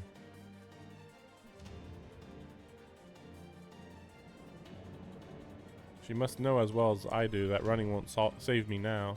There's nothing to be gained by trying and plenty to be lost. At best, it would buy me no more than a short reprieve. If we can't defeat Vlav here and now, this is the end. そうだろう、先輩。逃げても解決しない。戦うしかない。さっきみんなのために先輩がそうしたように。 That night, when she told me that I could still be redeemed. 本当の意味で助かりたいのなら怖くてもここであいつを殺さないと。 After all, what else am I good for? Murder on a hair trigger is my only talent. But so what? This battle doesn't have to be my redemption. Even if I'm only proving myself a murderer, if it'll put an end to the death looming over us, I'll gladly leap back into the mouths of hell. とにかく任せて。一緒にやらせてくれ、先輩。確かに遠野くんはブローブの腕を切り落としましたけど。いえ、ダメです。だって理由がない。あなたにはそれだけのことをする理由がありません。 I'm still wondering, like, can he, like, throw a knife, and if it hits a line of death, that counts? I don't know. It isn't that she's denying my reason for being there. She's refusing to use me to win a battle I have no stake in. She must be an angel. Why else would she be trying to protect a life so worthless as mine? それじゃご褒美をください。あいつをやっつける手助けをしたら。 Damn it, I can't think of anything on the spur of the moment. The only reward that comes to mind is what's in front of me. Frankly, I can't tear my eyes away from her. The sight of her shapely form would drive any man mad with desire. As a healthy teenage boy, it's only natural. Why are we even doing this right now? It's only natural that I can't help but come up with such ideas, though I'm sure saying any of them aloud would only earn me a punch in the face. So I'll set my sights a little lower. Should I ask for her number for a friend request. Damn it, what am I even thinking? I can do that anytime I want. I'm such an idiot. But I feel myself smiling and realize that this is the perfect way to do it. I mean, I like this person, really like her. She's the reason I'm here in the first place. So what's wrong with imagining a tomorrow with her, even with Vlav bearing down on us? 決まった。今度先輩の弁当を分けてください。それで手を打ちます。あ、もちろん手作りで。はあ？でも私料理なんて1個ぐらいしか作れません。じゃあそれでとっておきっぽくていいですね。I don't have any clever tricks up my sleeve. I don't even have a coherent strategy. I'm just running my mouth because I know we're out of time. I force myself to look away from Ciel, focusing on Vlav. I know what I have to do. I'm going to use my eyes for her. As I steel my resolve, someone takes my trembling hand from behind. 先輩。2つ必ず守ってください。吸血鬼の正面には立たないで背後に回ることに専念する。はい。あと一つは。私のことは何があっても考えないように。もう言うまでもありませんが、鉄みたいに頑丈ですから。Her voice is steeped in self-deprecation and shame. It instantly sends me crashing back down to earth. I curse myself for forcing those words from her lips. With a nod, I let go of her hand. I immediately miss the softness of her touch. I step away from her and face down the approaching vampire. The massacre at the hotel, the nightmare of the catacombs. I recall the horrors I've seen, reach out to them for strength, and then stop myself. I have a minute left at most before my body starts to falter. In that time, I need to cast aside my human emotions. I'll leave both fear and euphoria behind. Until this is done, I will trust in my eyes and become an instrument of death. A fleeting thought crosses my mind, that the flame of life, burning high and bright, shines like the stars above. For the first time, our eyes meet. Vlav registers my presence. I might be as fragile as any other human, but my sting is deadly toxic. He knows full well that he ignores me at his peril. For a moment, I even wonder if we might talk face to face. But mutual understanding means nothing to us. I don't consider him a living being, and he sees me as nothing more than an object. Thus are we equal in each other's eyes. We already know all we need of one another. I close the distance between us at a sprint. 40 meters, woefully short for our final engagement. 4 seconds on the clock, 2 breaths in my lungs. He sends his spears of ice flying past me. Vlav is no fool. He would rather finish Ciel off before she can recover than waste his time on me. No time to look back. Grinding my teeth, I enter his striking range. A knife against a spear. There's no contest between our respective reaches. To get close enough to cut his lines of death, I must first weather the incoming strike. I mean, you could just cut the spear, but okay. His spear shoots toward my chest, propelled by inhuman strength. Evasion is out of the question. How? I don't know, but this vampire is no longer a simple force of nature. A spark gleams in his eyes. Reason and experience guide his hand. He no longer relies on sheer brute force. In other words, we are one and the same. Two creatures fighting desperately for their own survival. His spear never gets close. A blow from behind me knocks it wildly aside. The bond of battle we share grants me a glimpse of Ciel's true power. This woman's parameters exceed Vlav's and mine put together. If we are single-purpose tools, then she is advanced machinery.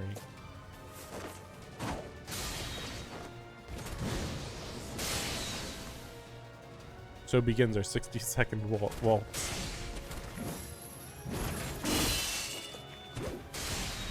This is impossible to actually keep up with. Like, what? What do you mean 60 seconds? How are you just moving in and out? Like, this made more sense with the Arcuid exchange. Because, like, wouldn't Vlav just kill you with a swipe of his spear? Like, or a leg, or, you know, whatever. The Executor trades blows with the vampire face to face. The assassin circles with his blade, searching for an opening. The knight keeps both foes in sight, careful never to leave his back unguarded. Our clashing blades weave a deadly melody, a symphony of steel blade played with razor precision. Ciel's guillotine blades swing in spiral formation. My knife threads its way through the gaps. Spears of ice knock them both aside, trying to disrupt our harmony. 1, 2, 3. 1, 2, 3. Our performance is improvised, but we follow the steps to perfection. She creates openings for me to slip into, and I take care not to tread on her toes. Together we dance on the edge of a knife. Electricity crackles between us, growing ever stronger. With every second, my focus sharpens. To kill my foe, I must keep my eyes on him. Never have I gazed so long into a single death. It's spellbinding, and in its deepest, darkest depths,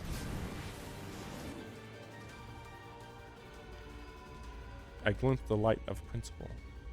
Something beyond my mortal comprehension, a light that a human mind with its understanding constructed from language and memory should not be able to see.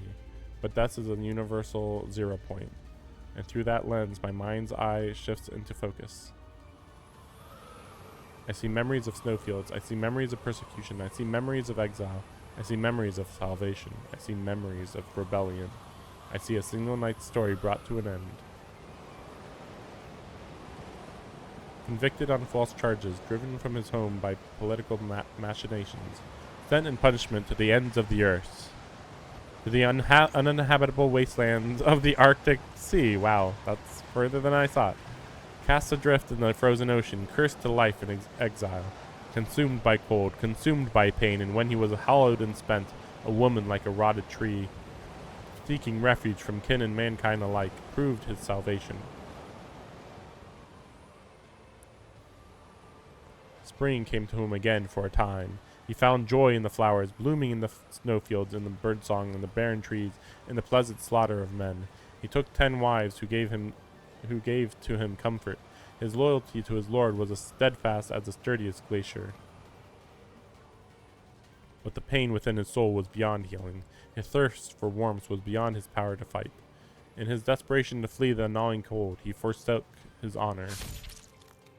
While it may have been another's behest, it was by his own hands that he snuffed out his only light.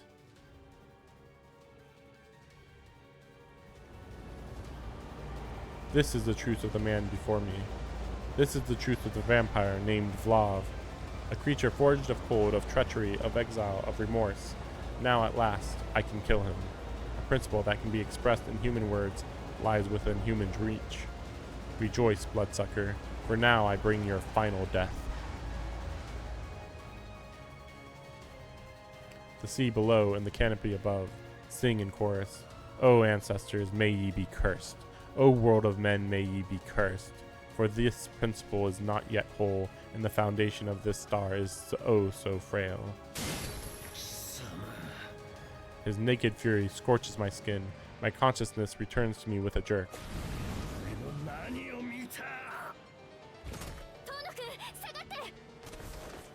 I hear a voice, but I don't even have the strength to move my eyes. Stupid, foolish, I went too far. My head spins from lack of oxygen.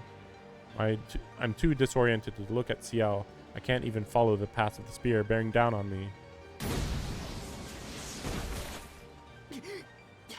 20 meters opens between us and in the span of a heartbeat. Ciel's arms encircle me from behind. She's hauled me out of Blav's reach. I don't have time to catch my breath. I can feel his murderous ire even from here. All he desires in this moment is my death.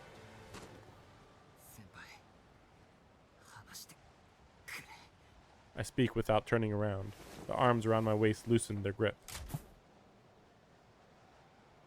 Behind me, I hear the clank of a great weight being hefted. お互い限界ですね。自分の体がどんな状態なのか把握していますか？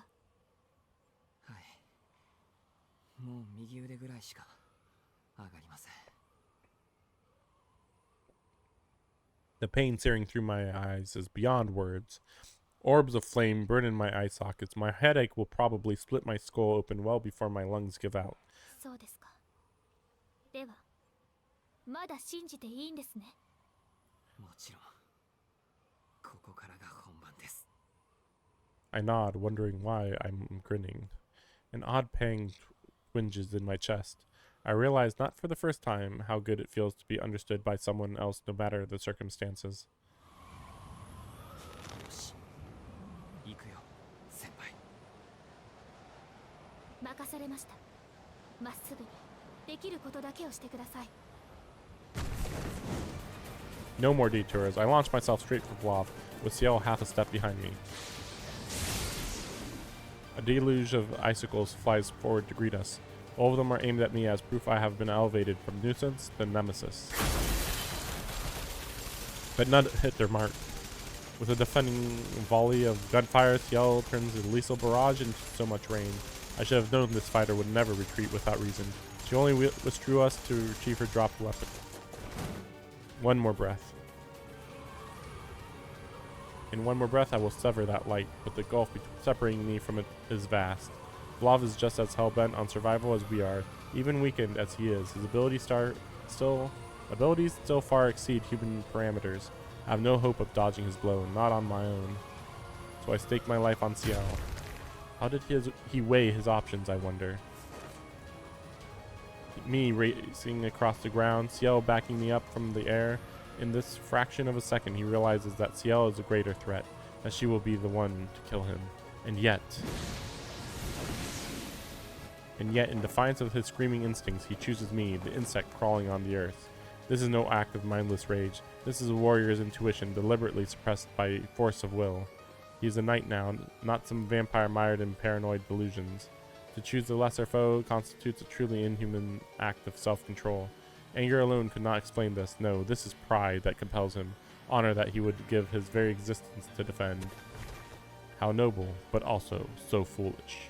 The same foolishness that brought you to these foreign shores.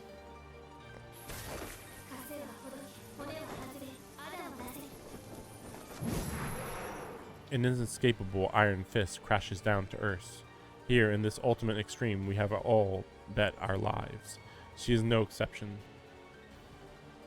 As though lighting the way for me to follow.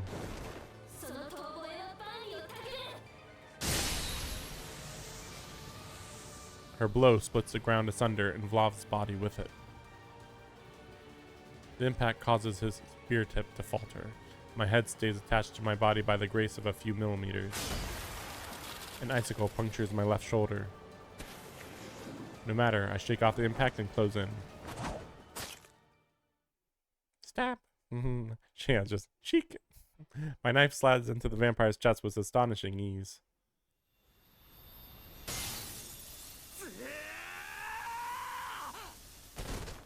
I fall to the frozen ground, writhing in agony. My brain feels like it's on fire. My body is racked with pain stemming from the tip of my knife, as though I had stabbed his chest with my bare fingers rather than a blade. Through the haze of pain, I vaguely realized my mistake. I looked too closely. It wasn't the vampire's body my knife found, but the fire burning within. I wasted my chance. If only I had kept my eyes on his death. If only I hadn't been distracted by the light, I could have killed him. I don't understand what he means by that. Freed at last from the curse consuming his body and soul. Now a mere dead apostle once more, he lunges towards me. Oh, so it like killed his status as an as an ancestor? It like killed his cold ability sorta? That's really weird if that's the case. That's a really particular thing. Then she's gonna win then. But a serpentine blade blocks his path. Ciel's extending sword wraps around him and begins to squeeze. The guillotine spins with a metallic clatter. A tornado springs up around the executor, launching the vampire high into the air.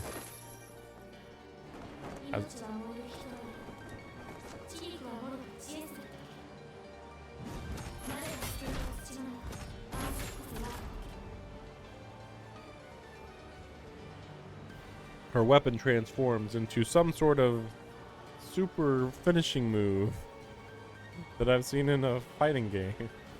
In place of a sword, she holds an oversized stake driver, primed to skewer the vampire as he falls.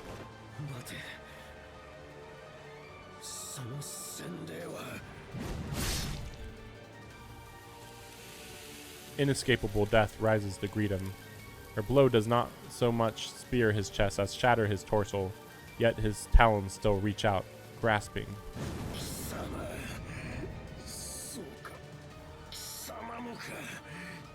どこまでも小賢しい蛇。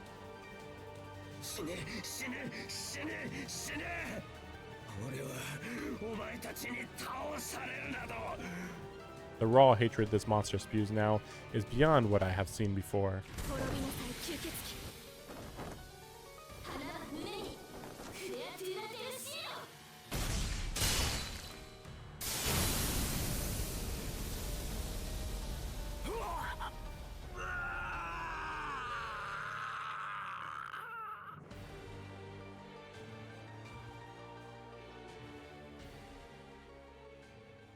His dying scream rises to the heavens. There is no forgiveness, no mercy to be found here.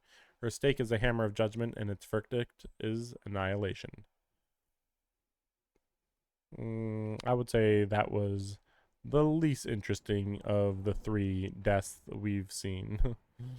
I'd say the best was in the Arcuid route. 結局 Second best 先 was 輩だけでよかったんじゃないか。 if they had just allowed Shiki to just actually kill him right there instead of whatever the heck happened.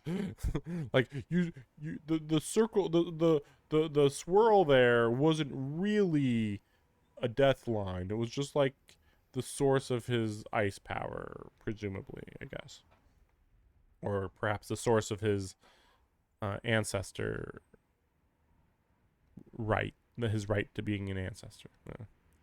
But like, it should have still killed him, I think. Well, look at that. You didn't need me after all. I roll over to lie face up, looking toward the sky. Pride and shame do battle in my chest, but my heart and lungs cry for joy as finally I take a long, belated breath. I can't move a muscle. I can't even tell whether I'm still holding my knife. All I can be sure of is the throbbing in my skull and my rapidly fading consciousness. The pain in my skewered shoulder, the blood oozing from my shredded limbs, all of it feels dull, as though I've been anesthetized. I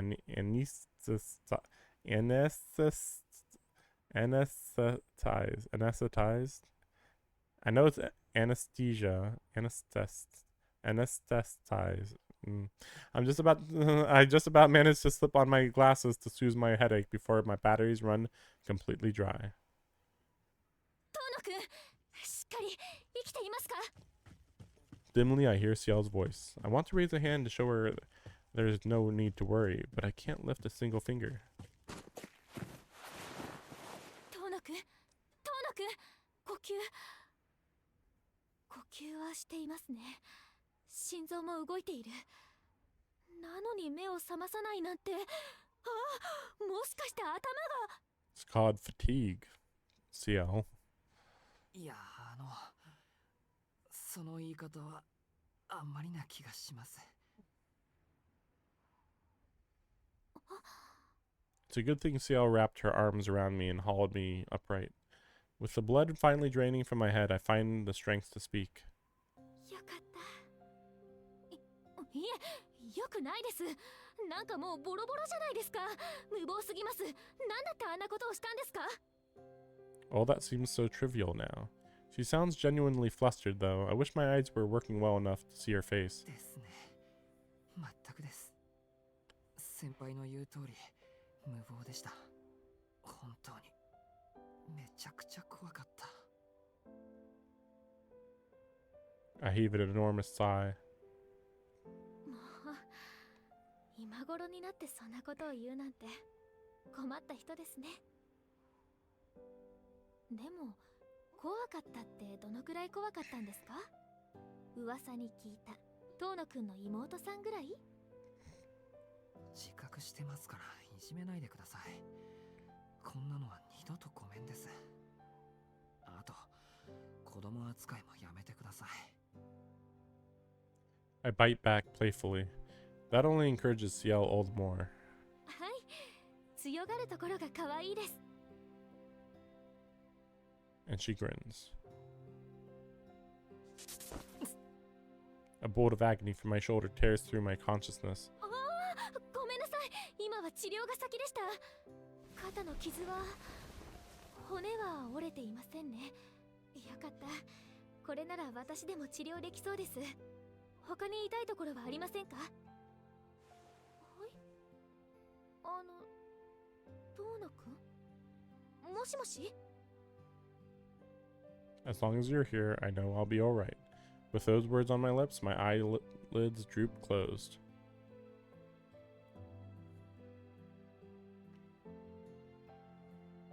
All I see is the moon above me. Its pale light recalls the face of my other absent partner in crime. Arkwood, what should I say when I see her next? Should I tell her off for breaking her promise or thank her for saving my life? She kind of followed through on her promise. Kind of. I mean, I guess she didn't fight though. Either way, picturing her face makes me feel. はい。おやすみなさい、遠野くん。後のことは私に任せて。どうかゆっくり休んでください。The lullaby of her whispered voice is the last thing I hear. For the first time in 2 long days, I fall into a deep sleep. So hopefully, the next stream, we're able to get through 2 more days. But we'll see. I assume that's spider? Was he always represented by a spider? I don't know. 2 hours after the demise of Vlav, Archangel. I think that in Japanese you'd say Archangel or something. But like, I think you can just say Archangel. The traffic restrictions and media blackout remain in place. In order to keep a lid on the events that transpired here, inspection or photographic recording of the collapsed site has been strictly prohibited. These orders come not from the police or the military, however, from the Vatican, anyway, but from a blonde-haired, blue-eyed foreigner. Looking at him, he couldn't be more than 12 years old. やりたい放題ってのはまさにこいつのことだよな。使徒のカタコンベに神祖の空想具現化ときた。日本ってのはアジアが誇る先進国じゃなかったのか。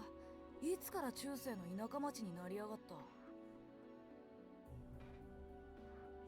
I forget, what was the marble phantasm that Arkwood used? I don't remember. こんな大騒ぎは13年前のあれ以来じゃねえのか。おい、聞いてんのか、アンド。てめえの国の話をしてんだよ、俺は。Dumb shit country screwed up. 俺に言われても困りますよ、坊ちゃん。ハイテク国家とか言われてますけど、そんなのもう10年も前の話ですし、技術も人間の程度も伸び悩んでるんすから、この国。The black-haired man takes the blonde boy's abuse in stride. The battle-scarred crater stretches out before them. Its debris-strewn surface bustles with activity. I hope that we actually get some good Mario dialogue explanations this route. I mean, logically, since he's is he a bishop or a cardinal? I forget, but you know, he should be, you know, this is the church route basically, so we should hear more about him. Guess we'll see. Rescue squads were attempting to save what survivors they could while a team of local police investigators milled about. None of them knew the truth of this supernatural incident. Their job was simply to deal with the aftermath without asking any questions. Oh, this guy's annoying though.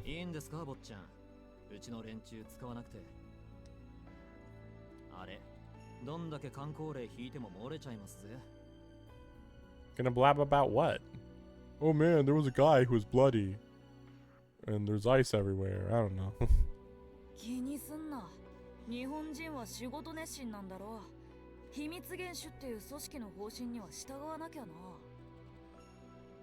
よしんば話が漏れても噂止まりだ。事故現場に死体があるのは不思議じゃねえんだしな。Yep.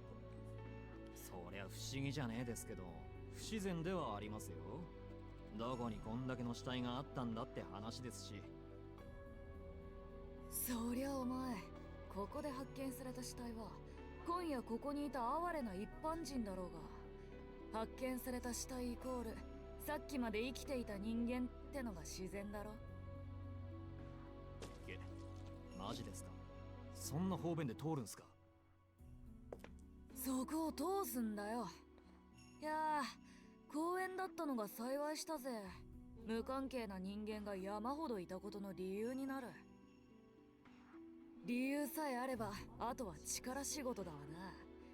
何のためにうちのジジイが権力ばらまいてると思ってやがる。抑えるのはトップだけでいいんだよ。下っ端や真ん Yeah, 中が just 不審 typical がっても stuff. 関係 Yeah, we get it. We get it. そりゃつらい。そっか、そういう風に闇に葬られ。坊ちゃん、その年でエリートコースまっしぐらっすね。家柄的な話プラス精神的な話で。なんかこう、もっと年相応の遊び心とかないんですか？ He's probably gonna be like, I'm not a kid, or I don't know. あるかんなもん。ガキってのは基本つまらねえもんだって忘れたのか30歳。ほら、無駄話してねえで監督してきやがれ。ヤバめな証拠は隠滅しとけよ。Being a kid's boring. Okay. へい、上司の命令とあれば喜んで。あれで持ちと緊張感があれば使えるんだがな。あの捨て鉢さはなんだ。若い頃に挫折でもしたのかカリウス。私にはトンと安藤の私生活に興 Yeah, I 味 forget who these guys are. Like, I think we saw him once before. 3年前悪徳司祭の内部告発を決意したものの最後の最後で金に目がくらんだ恋人に裏切られ故郷を追われ失意の果てに父方の祖国であるこの国に島流しになったということぐらいしか。また先月は金融機関に3万円ほど返済をした後6万円ほど追加の融資を受けたようです。十分知ってるじゃねえか。まあ仲がいいのはいいことだ。当面俺の下はお前と安藤だけだからな。チームワーク磨いとけよ。マリオ様のご命令とあらば承知いたしました。おお、仲良くな。んじゃあそろそろ報告でも聞いとくか。あの使えない方の女通していいぜ。The useless one.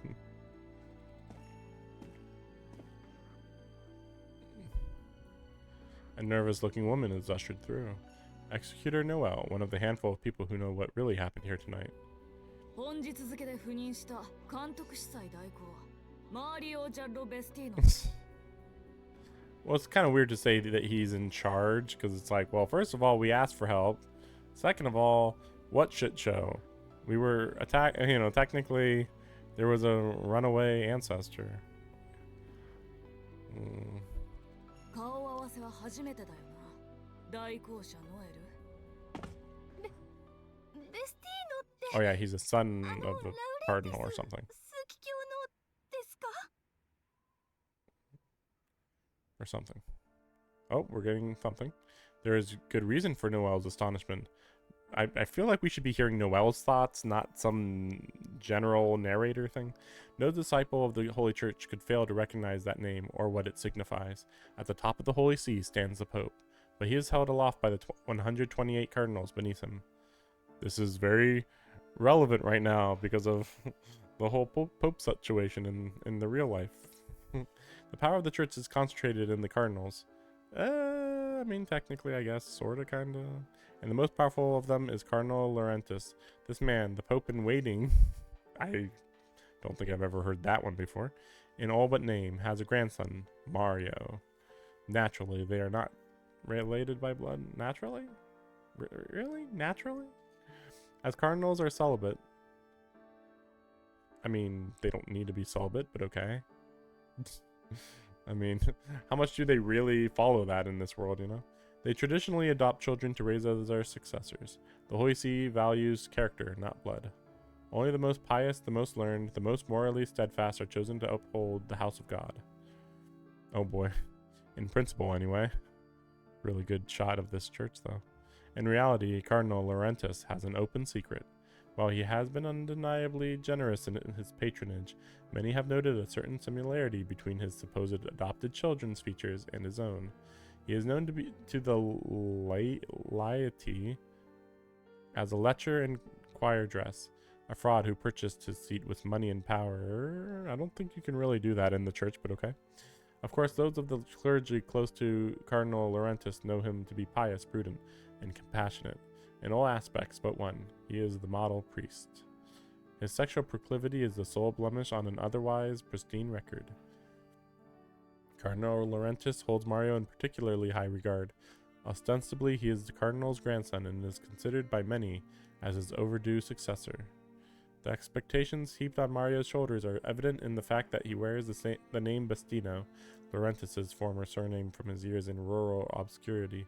None of his more than 20 brothers are granted the same honor. In short, this boy is the heir apparent to veritable church royalty, albeit royalty that has turned reclusive in recent years. No believer could blame Noelle for being struck dumb by such a figure. Though this does raise a question in her mind. If this boy remains in his homeland, he has a secure future in the highest echelons of the church. Echelons? Echelons? It's actually echelons. So why is he here alone in an island nation on the other side of the world? Well, I mean, でも an ancestor's involved. ああ、なんだ、免許証でも見せてほしいのか。てめえ、俺がガキだからって舐めて。 I mean, that's pretty legit. You probably should be asking people for their ID.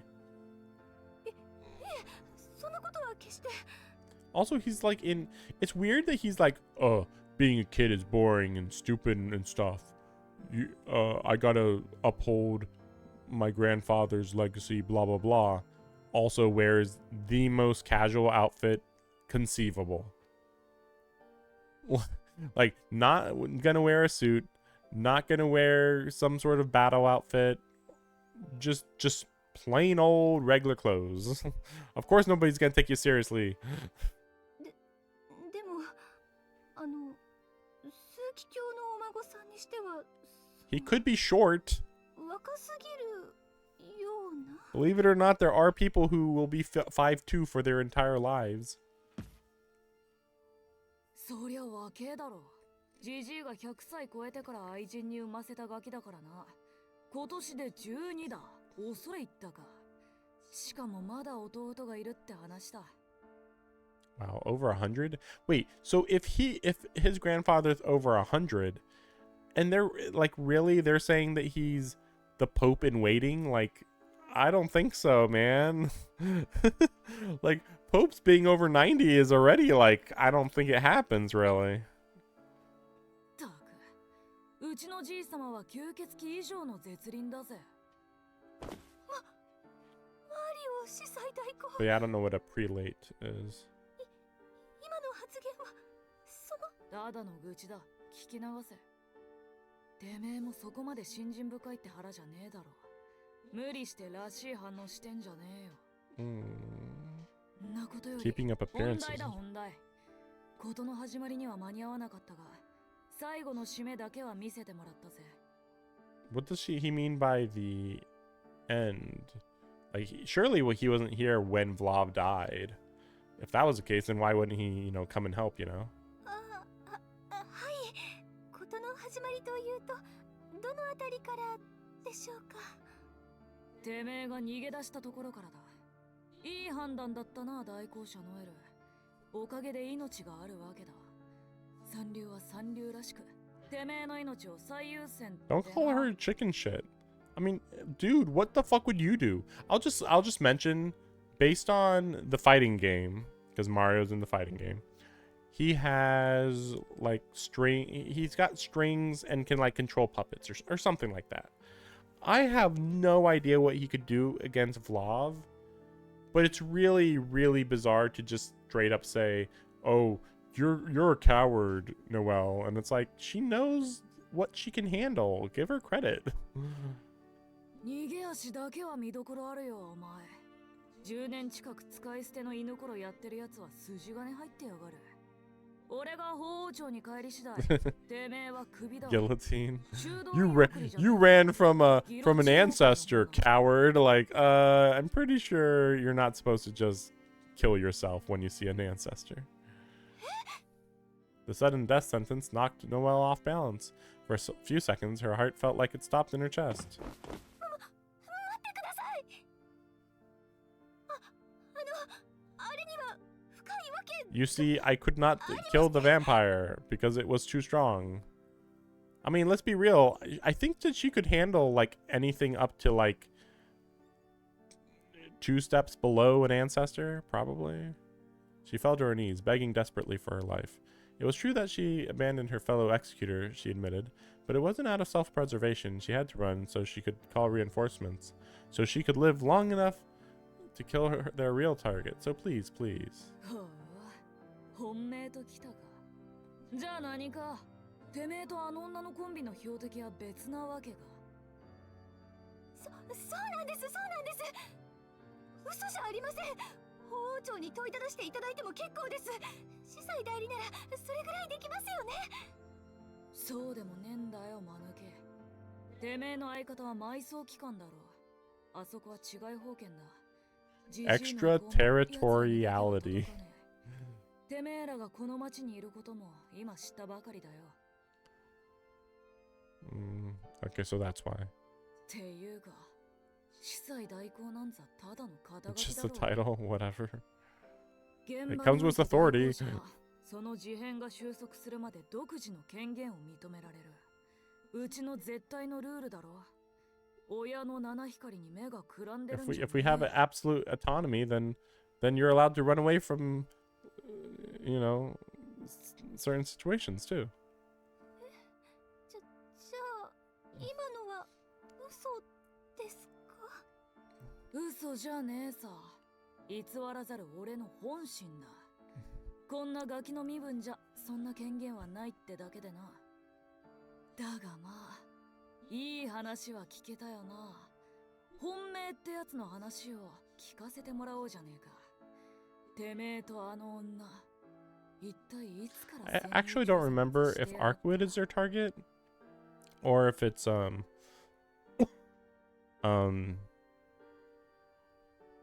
man, I just blanked on his name. Whatever, Shiki's brother, you know, whatever. I don't know which one it would be. Probably Shiki's brother. Oh, that's right. It was Shiki's brother, right. They were looking into Shiki because they were looking into Shiki's brother. Noelle realizes her mistake, but it's too late to hide it. Reluctantly, she relays the results of her and her fellow executors' months-long investigation. Only 1 month long? The report takes around 10 minutes. She's quick, succinct, and very keen to emphasize that all responsibility lies with her colleague. 裏付けのない未確認情報を頼りにスコア稼ぎね。If you say so. つまりはあれだ。てめえらも独断で動いてたわけか。結構。それなら潰し合う必要はねえ。協力し合えそうじゃねえか。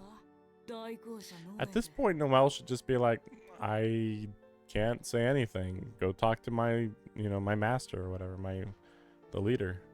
司祭代行、それはどういう意味でしょう？間抜け、今ので同じ穴の無地なだって分かれよ。俺はお忍び、てめえらは私的な暴走。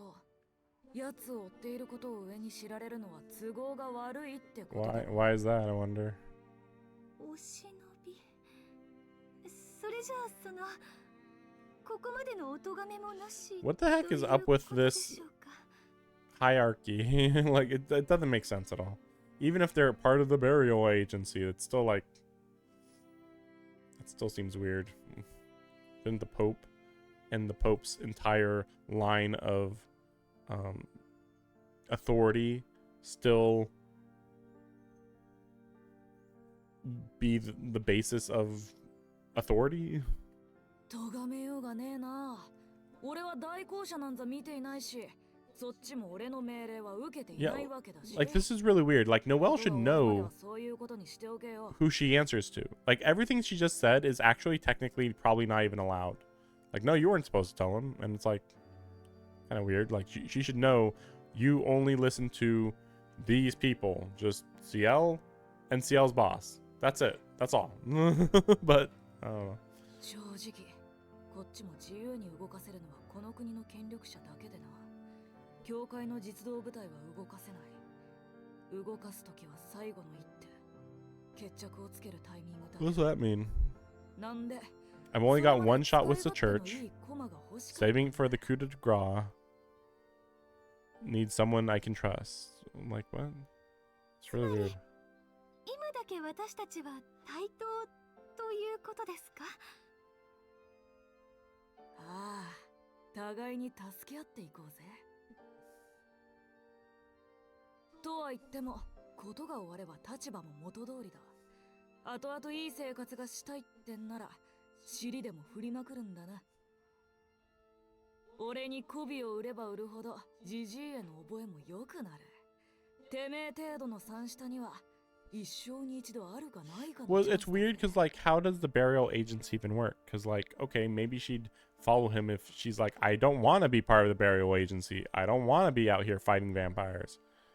But it's weird because it's like, well, how did she get in the agency in the first place, right? And it's weird because, like, right here, he's saying, I'm not, you know, like, back home, I'll be your boss. But, like, is that true, though? Like, I thought basically if she's working for the burial agency doesn't listen to him, so it's like a just different department.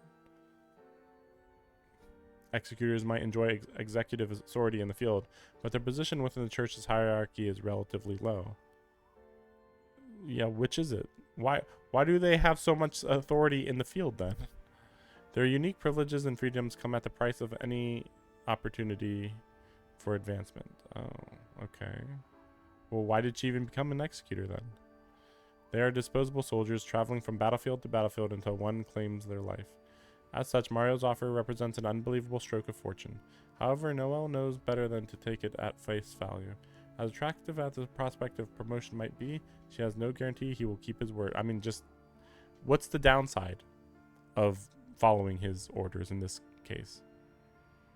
Especially if it's starting to sound like they're more like slave labor, apparently. Above all, he clearly views her with contempt. She resents being ordered around by a child less than half her age, and while she might not realize it, she also has a fundamental dislike of church officials. Wait, what? She does not realize that she has a fundamental dislike of church officials? Like, what's this even mean? Little if anything could ever make him likable in her eyes. なんだ、嬉しくねえのかよ。ここは喜んで俺の靴を舐めるところじゃねえか。メス犬のくせに反応悪いなてめえ。I think just the way he just talked is enough to be like, hey, maybe he will take you out of the executors, but he could still practically make you make you his slave. いえ、そんなことないですよ。降って湧きすぎた幸運に慣れていないだけというか。それより、出世の話なら、あの子はどうなんです？ Because Ciel wants to be an executor. 今でも信じられないけど、本当にそう倒しちゃいましたよね。これであの子の待遇とか上がっちゃうんですか？何しろ初の27層殺しなんですし。ああ、バカ言ってんじゃねえぞターキー。たとえ国を揺るがすような怪物だろうとな。吸血鬼殺しで役職が上がるかよ。Mario answers with withering scorn. Noelle's resentment only deepens, but she feels a sense of relief. Ciel can hunt down the greatest trophy an executor can claim, the head of one of the dead apostle lords, and it still won't earn her a moment's reprieve. But yeah, that's what I thought. Like, I didn't think that was the first one. I mean, I have ran into some of the lore of this game, of this series, or whatever you want to call it, randomly, but I haven't like looked super in depth. But like, I think I did like run into some stuff about her weapon one time, and yeah, it goes in depth about like,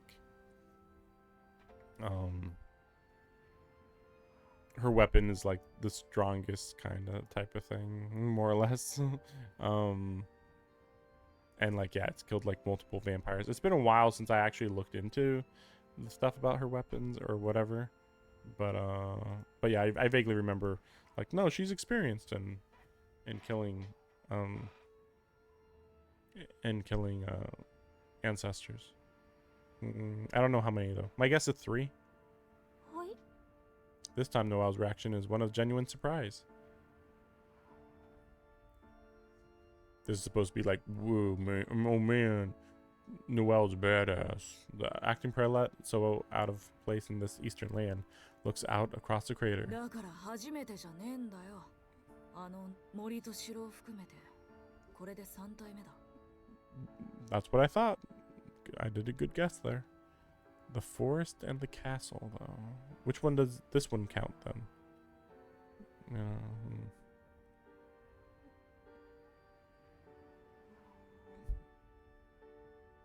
As he recounts the accomplishments of Noel's absent comrade, his eyes are cold.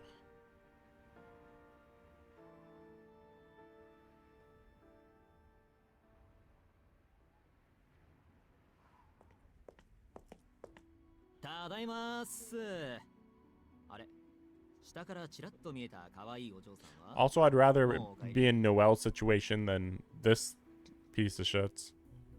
ガリウスに送らせた。今後の打ち合わせもあるからな。埋葬期間の方は話にならねえが、あの女は分かりやすい。人参ぶら下げりゃ死ぬまで走る玉だ。Chase it till she drops dead? ね、そっちはどうだ？いやー、なんも残っていませんわ。使徒にとっての聖典、吸血鬼の痕跡ってやつ？死体も残ってないですし、あの代行者が回収しちまったみたいですね。またかよ、あの甘。戦利品はきっちり上納するもんだろうが、組織の上下関係なめてんのか。いやー、そんなわけのわからないものを押し付けられても困りますけどね。That's true. He might not be strong actually at fighting. It just occurred to me, technically the executors are the strong people in the church. Even if they are at the lowest rung, they are the strongest. Mario's just bureaucrat. He might be strong to some extent, but like he doesn't have that like really any real combat experience. You know, maybe he'd get lucky, but like I guess yeah, it's just hard to tell like what's the highest level vampire can he kill compared to other executors. And like I said, like I think Noelle can actually fight some of the strongest ones. It's just, but she doesn't want to fight, and she's just done with the life. 化け物は化け物殺しにでいいじゃないですか。だから化け物殺しが化け物になったら困るんだよ。 How would that happen? いい。てめえはしばらくここの監督だ。明日にはこの土地の持ち主様が来るから顔合わせとけ。俺は町の把握がてら真相の様子を見てくる。定時連絡忘れないようにな。え、坊ちゃんが直々にそんな地味な肉体労働？俺の仕事ですよ、それ。死ぬほどクソだな、安藤。真相の尾行なんざてめえに任せられるか。 That's true. 一日であの勇気だ。じゃあ、そんなに俺を大切に。 This does make me wonder if there's a route where he actually dies. That would be pretty crazy. Seems hard to believe though. まだ駒の替えがねえからな。死なれたら俺が疲れる。人員が増えたらてめえに任せるから安心しろ。まあそういう理由っすよね。でも坊ちゃんならうまくいくんですか？基本的に貧弱な魔術だの秘跡だのに頼らない時点でてめえらよりマシだろうよ。ヨシンバ見つかってもあれとは顔見知りだ。 What? 殺されることはね。What? What does that mean? I mean, they're even acknowledging that he is indeed 12 years old. So at most, maybe she saw when he was 5, I guess. 7 years ago, maybe? I don't know. 数奇表のボンボンが吸血鬼と顔見知りって、それスキャンダルどころの話じゃないですよね。 The boy ignores his subordinates blabbering and walks off into the night. He has reconnaissance to do, preparations to make, and afterwards, a vampire princess to visit, a woman he met so long ago that she has all but faded from memory. Maybe it was when he was 3 years old. I don't know.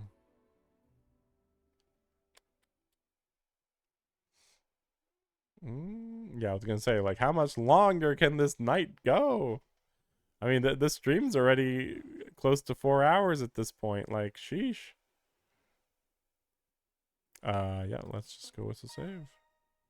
Yeah, it should be. Yeah, we'll just save in the first spot, I think.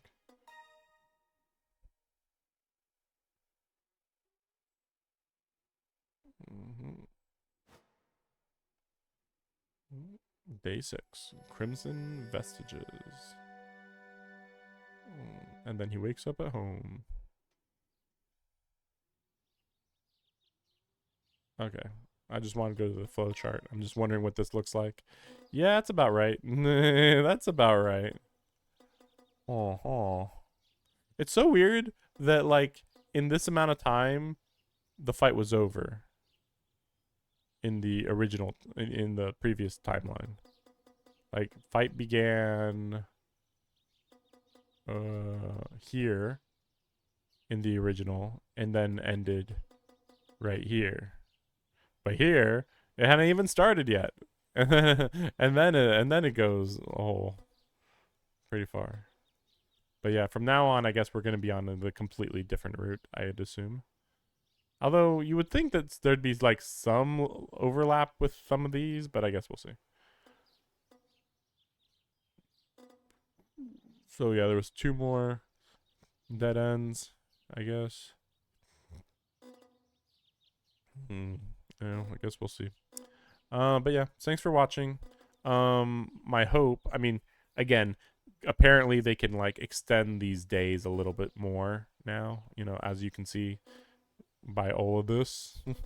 I wasn't expecting an extra hour and a half or whatever of this. I thought, oh yeah, maybe this stuff will happen this day. Nope.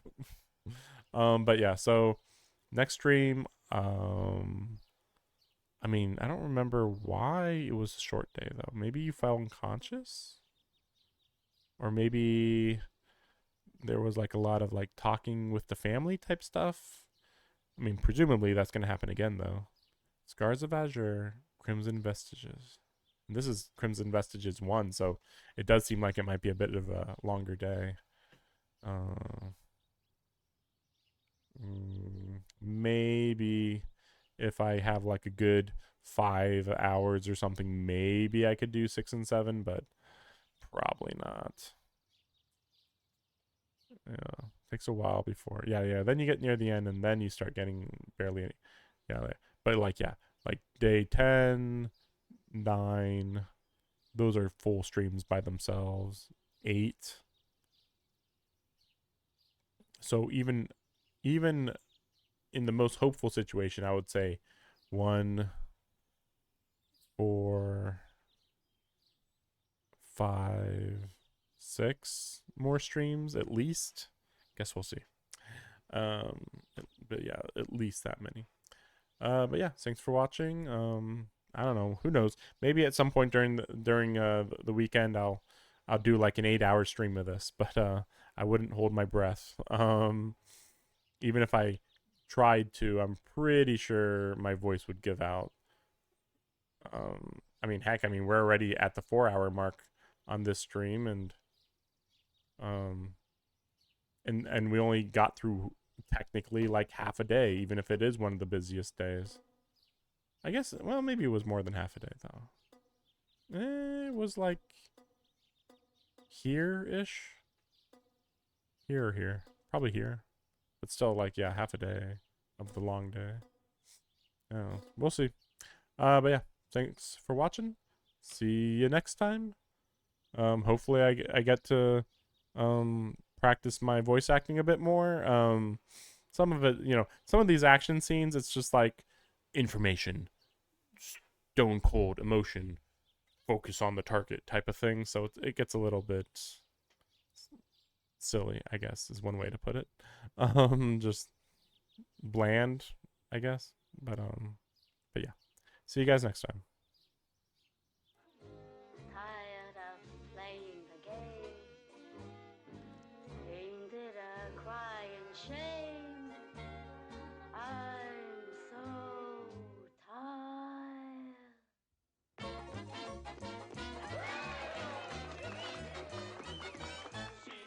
She's tired. Been tired of love. Give her a fight. She's had a bit of love. She's not a everything below the